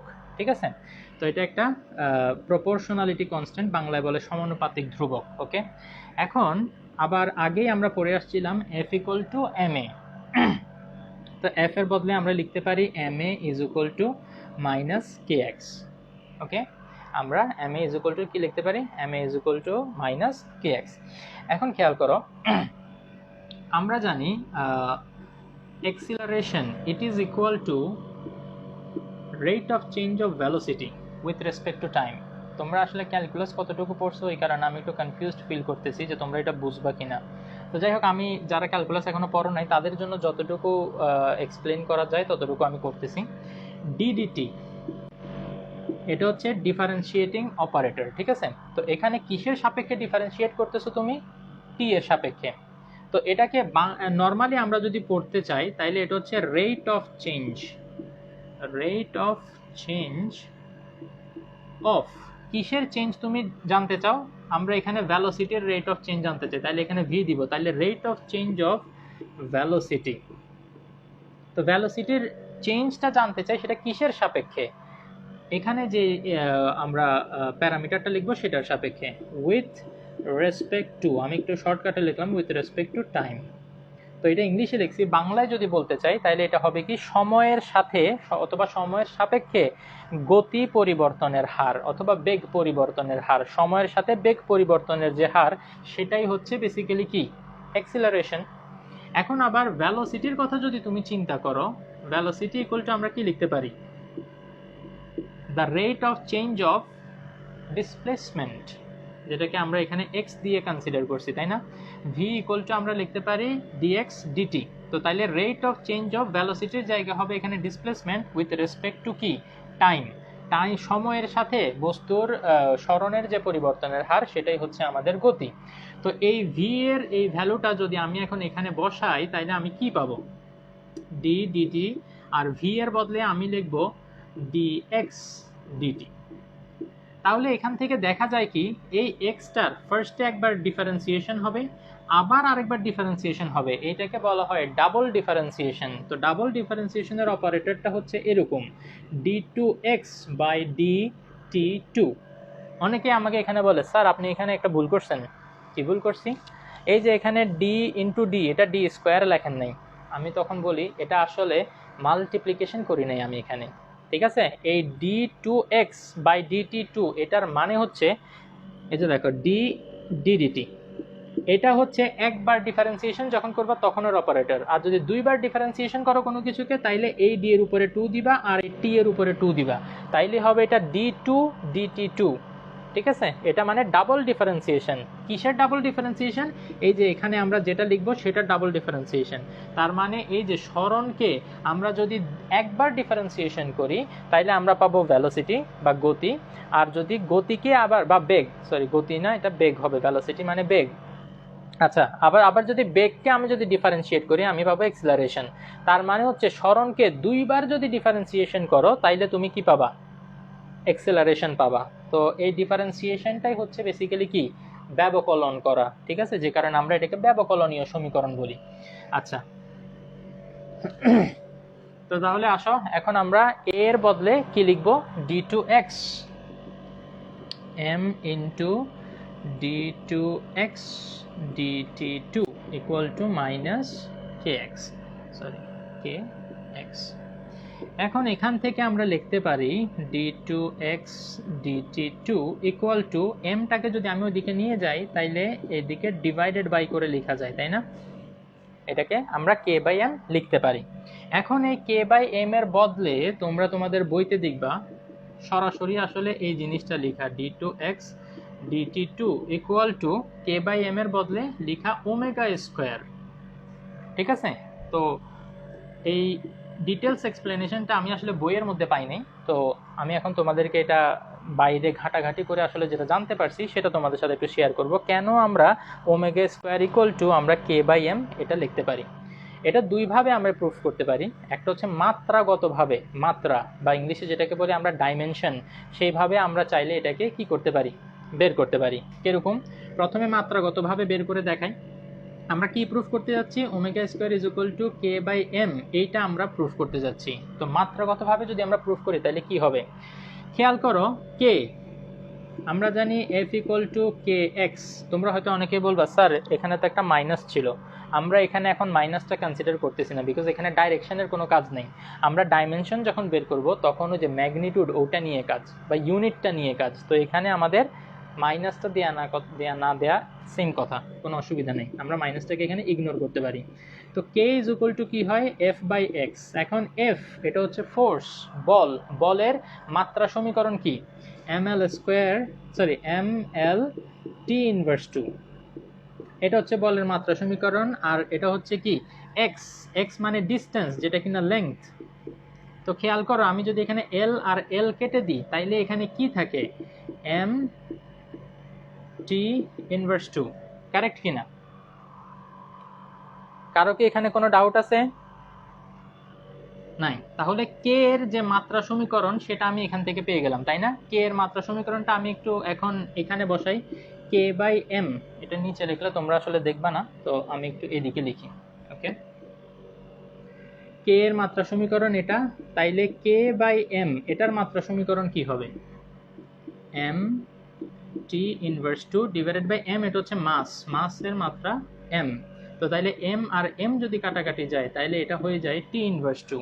তো তাইলে কে বাই এম, এই যে রাইট হ্যান্ড সাইডে যেটা আছে সেটার মাত্রা সমীকরণ আমরা কি পাইলাম? টি ইনভার্স 2। তো আমরা দেখি ওমেগা স্কোয়ারের মাত্রাটাও কি টি ইনভার্স 2 আসে, সেটা আমরা চেক করবো ইনশাআল্লাহ। খেয়াল করো, ওমেগা হচ্ছে কি? কৌণিক কম্পাঙ্ক, ইংলিশে যেটাকে বলা হয় অ্যাঙ্গুলার ভেলোসিটি, কৌণিক কম্পাঙ্ক অথবা অ্যাঙ্গুলার ভেলোসিটি, কৌণিক বেগও বলি আমরা অনেক সময়। তো এটা হচ্ছে কি? কৌণিক সরণ ডিভাইডেড বাই টাইম, রাইট? তো কৌণিক সরণ এটা কি দেখি বলো তো? এটা ডিগ্রিতে মেশার করি, তো ডিগ্রিতে মেশার করার কারণে বেসিক্যালি এটার কোনো মাত্রা থাকে না, তো এটা আমরা 1 লিখতে পারি। টাইম এটা হচ্ছে টি, তাহলে এখান থেকে পাওয়া যাচ্ছে কি? টি ইনভার্স 1। কি ব্যাপার, এটা মিলে নাই, এখানে টি ইনভার্স 2 আছে, এখানে টি ইনভার্স 1, তাহলে কি মিললো? মিলে নাই। কেন মিলে নাই? কারণ আমরা এখনো লেফট হ্যান্ড সাইডটা খেয়ালই করি নাই, এটা ওমেগা স্কোয়ার। তো ওমেগা যদি টি ইনভার্স 1 হয়, ওমেগা স্কোয়ারের জন্য কি হবে? টি ইনভার্স 2, মানে 1কে স্কোয়ার করলে এটা কি হয়ে যাবে? 1কে স্কোয়ার, সরি টি ইনভার্স 1কে যদি স্কোয়ার করলো তাহলে টি ইনভার্স 2 হবে। তাইলে দেখা যাচ্ছে কে বাই এম এটার যে মাত্রা ওমেগা স্কোয়ার সেটারও ঠিক সেম মাত্রা। তো সেই মাত্রাগতভাবে ডাইমেনশনালি আমরা বলতে পারি omega square is equal to K by M. তো তাইলে কে বাই এম এর বদলে আমরা ওমেগা স্কোয়ারটা বসাইতে পারি, এটা হচ্ছে মাত্রাগতভাবে। আবার যদি একটা ইকুয়েশন দিয়ে আমরা প্রুফ করতে চাই তাইলে দেখো তো কিভাবে প্রুফ করা যায়। খেয়াল করো, অলরেডি আমরা একটা ইকুয়েশন পড়ে আসছি, সেটা হচ্ছে F equal to M omega square X. আরেকটা ইকুয়েশন আমরা এখন পড়লাম, সেটা হচ্ছে F equal to K X. যেহেতু দুটোটাই এফ এর ইকুয়াল, তাইলে কিন্তু আমরা এখান থেকে লিখতে পারি M omega square X equal to K X. তো এখান থেকে বোথ সাইড থেকে আমি এক্স আর এক্সটা চাইলে কেটে দিতে পারি। তো কেটে দিলে এখন এমটাকে ওইদিকে নিয়ে যাও, তাইলে omega square will be equal to K by M. তো এখান থেকেও চাইলে আমরা এটা প্রুফ করতে পারি। ওকে, আচ্ছা, বেশিক্ষণ আর বাকি নেই, তো সবাই আর একটু ধৈর্য ধরে থাকো। ওকে, তো ওমেগা স্কোয়ারের বদলে আমরা কে বাই এমটা লিখতে পারি, সরি কে বাই এম এর বদলে ওমেগা স্কোয়ারটা লিখতে পারি, সেটা আমরা প্রুফ করলাম।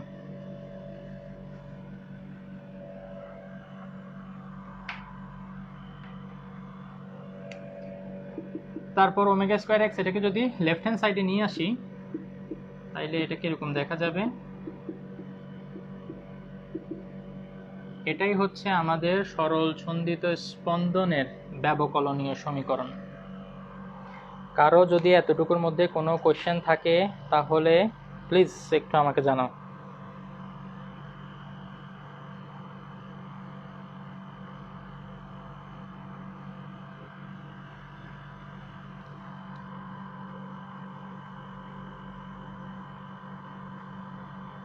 আমার এখানে কোশ্চেনগুলো আর আসতেছে না, জানি না তোমরা কি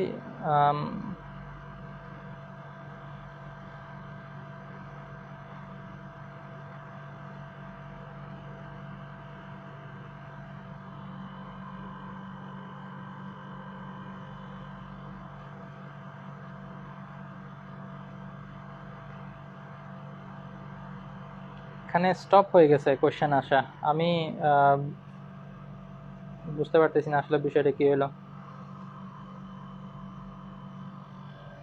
তো যাই হোক, আজকে আমরা এতটুকুই রাখবো। তো এই যে টপিকগুলো আজকে ডিসকাস করা হয়েছে সেগুলোর উপরে যদি তোমাদের কোনো প্রশ্ন থাকে তাহলে ইনবক্স করতে পারো। ইনশাআল্লাহ পরবর্তী ক্লাসের শুরুতে আমি এগুলো ডিসকাস করার চেষ্টা করবো ইনশাআল্লাহ। ওকে, পরবর্তী ক্লাসে আমরা এই যে ডিফারেন্সিয়াল যে ইকুয়েশনটা সেটার একটা সলিউশন বের করার চেষ্টা করব। আমরা জানি যখন এরকম একটা ইকুয়েশন থাকে সেখান থেকে আমরা একটা সলিউশন বের করার চেষ্টা করি না। যেমন এই যে ax² plus bx plus c equal to 0 এরকম ইকুয়েশন দিয়ে তোমাকে যদি আমি বলি এটা সলভ করো, তার মানে কি তোমাকে আমি x এর ভ্যালু বের করতে বলতেছি, তাই না? তো সেটা তুমি অনেকভাবে করা যায়, মিডল টার্ম ফ্যাক্টর সহ অনেক টেকনিক আছে যেগুলো দিয়ে করা যায়। তো এইখান থেকেও আমরা এক্স এর একটা ভ্যালু বা এক্স এর একটা ইকুয়েশন বের করার চেষ্টা করব। সেই ইকুয়েশনটা বের করাটা খুব ইম্পর্টেন্ট। তো পরবর্তী ক্লাসে শুরু থেকে সবাই ইনশাল্লাহ থাকার চেষ্টা করবা। আজকে এতটুকু পর্যন্ত, সবাই ভালো থাকো, সুস্থ থাকো। আসসালামু আলাইকুম ওয়া রাহমাতুল্লাহ ওয়া বারাকাতুহু।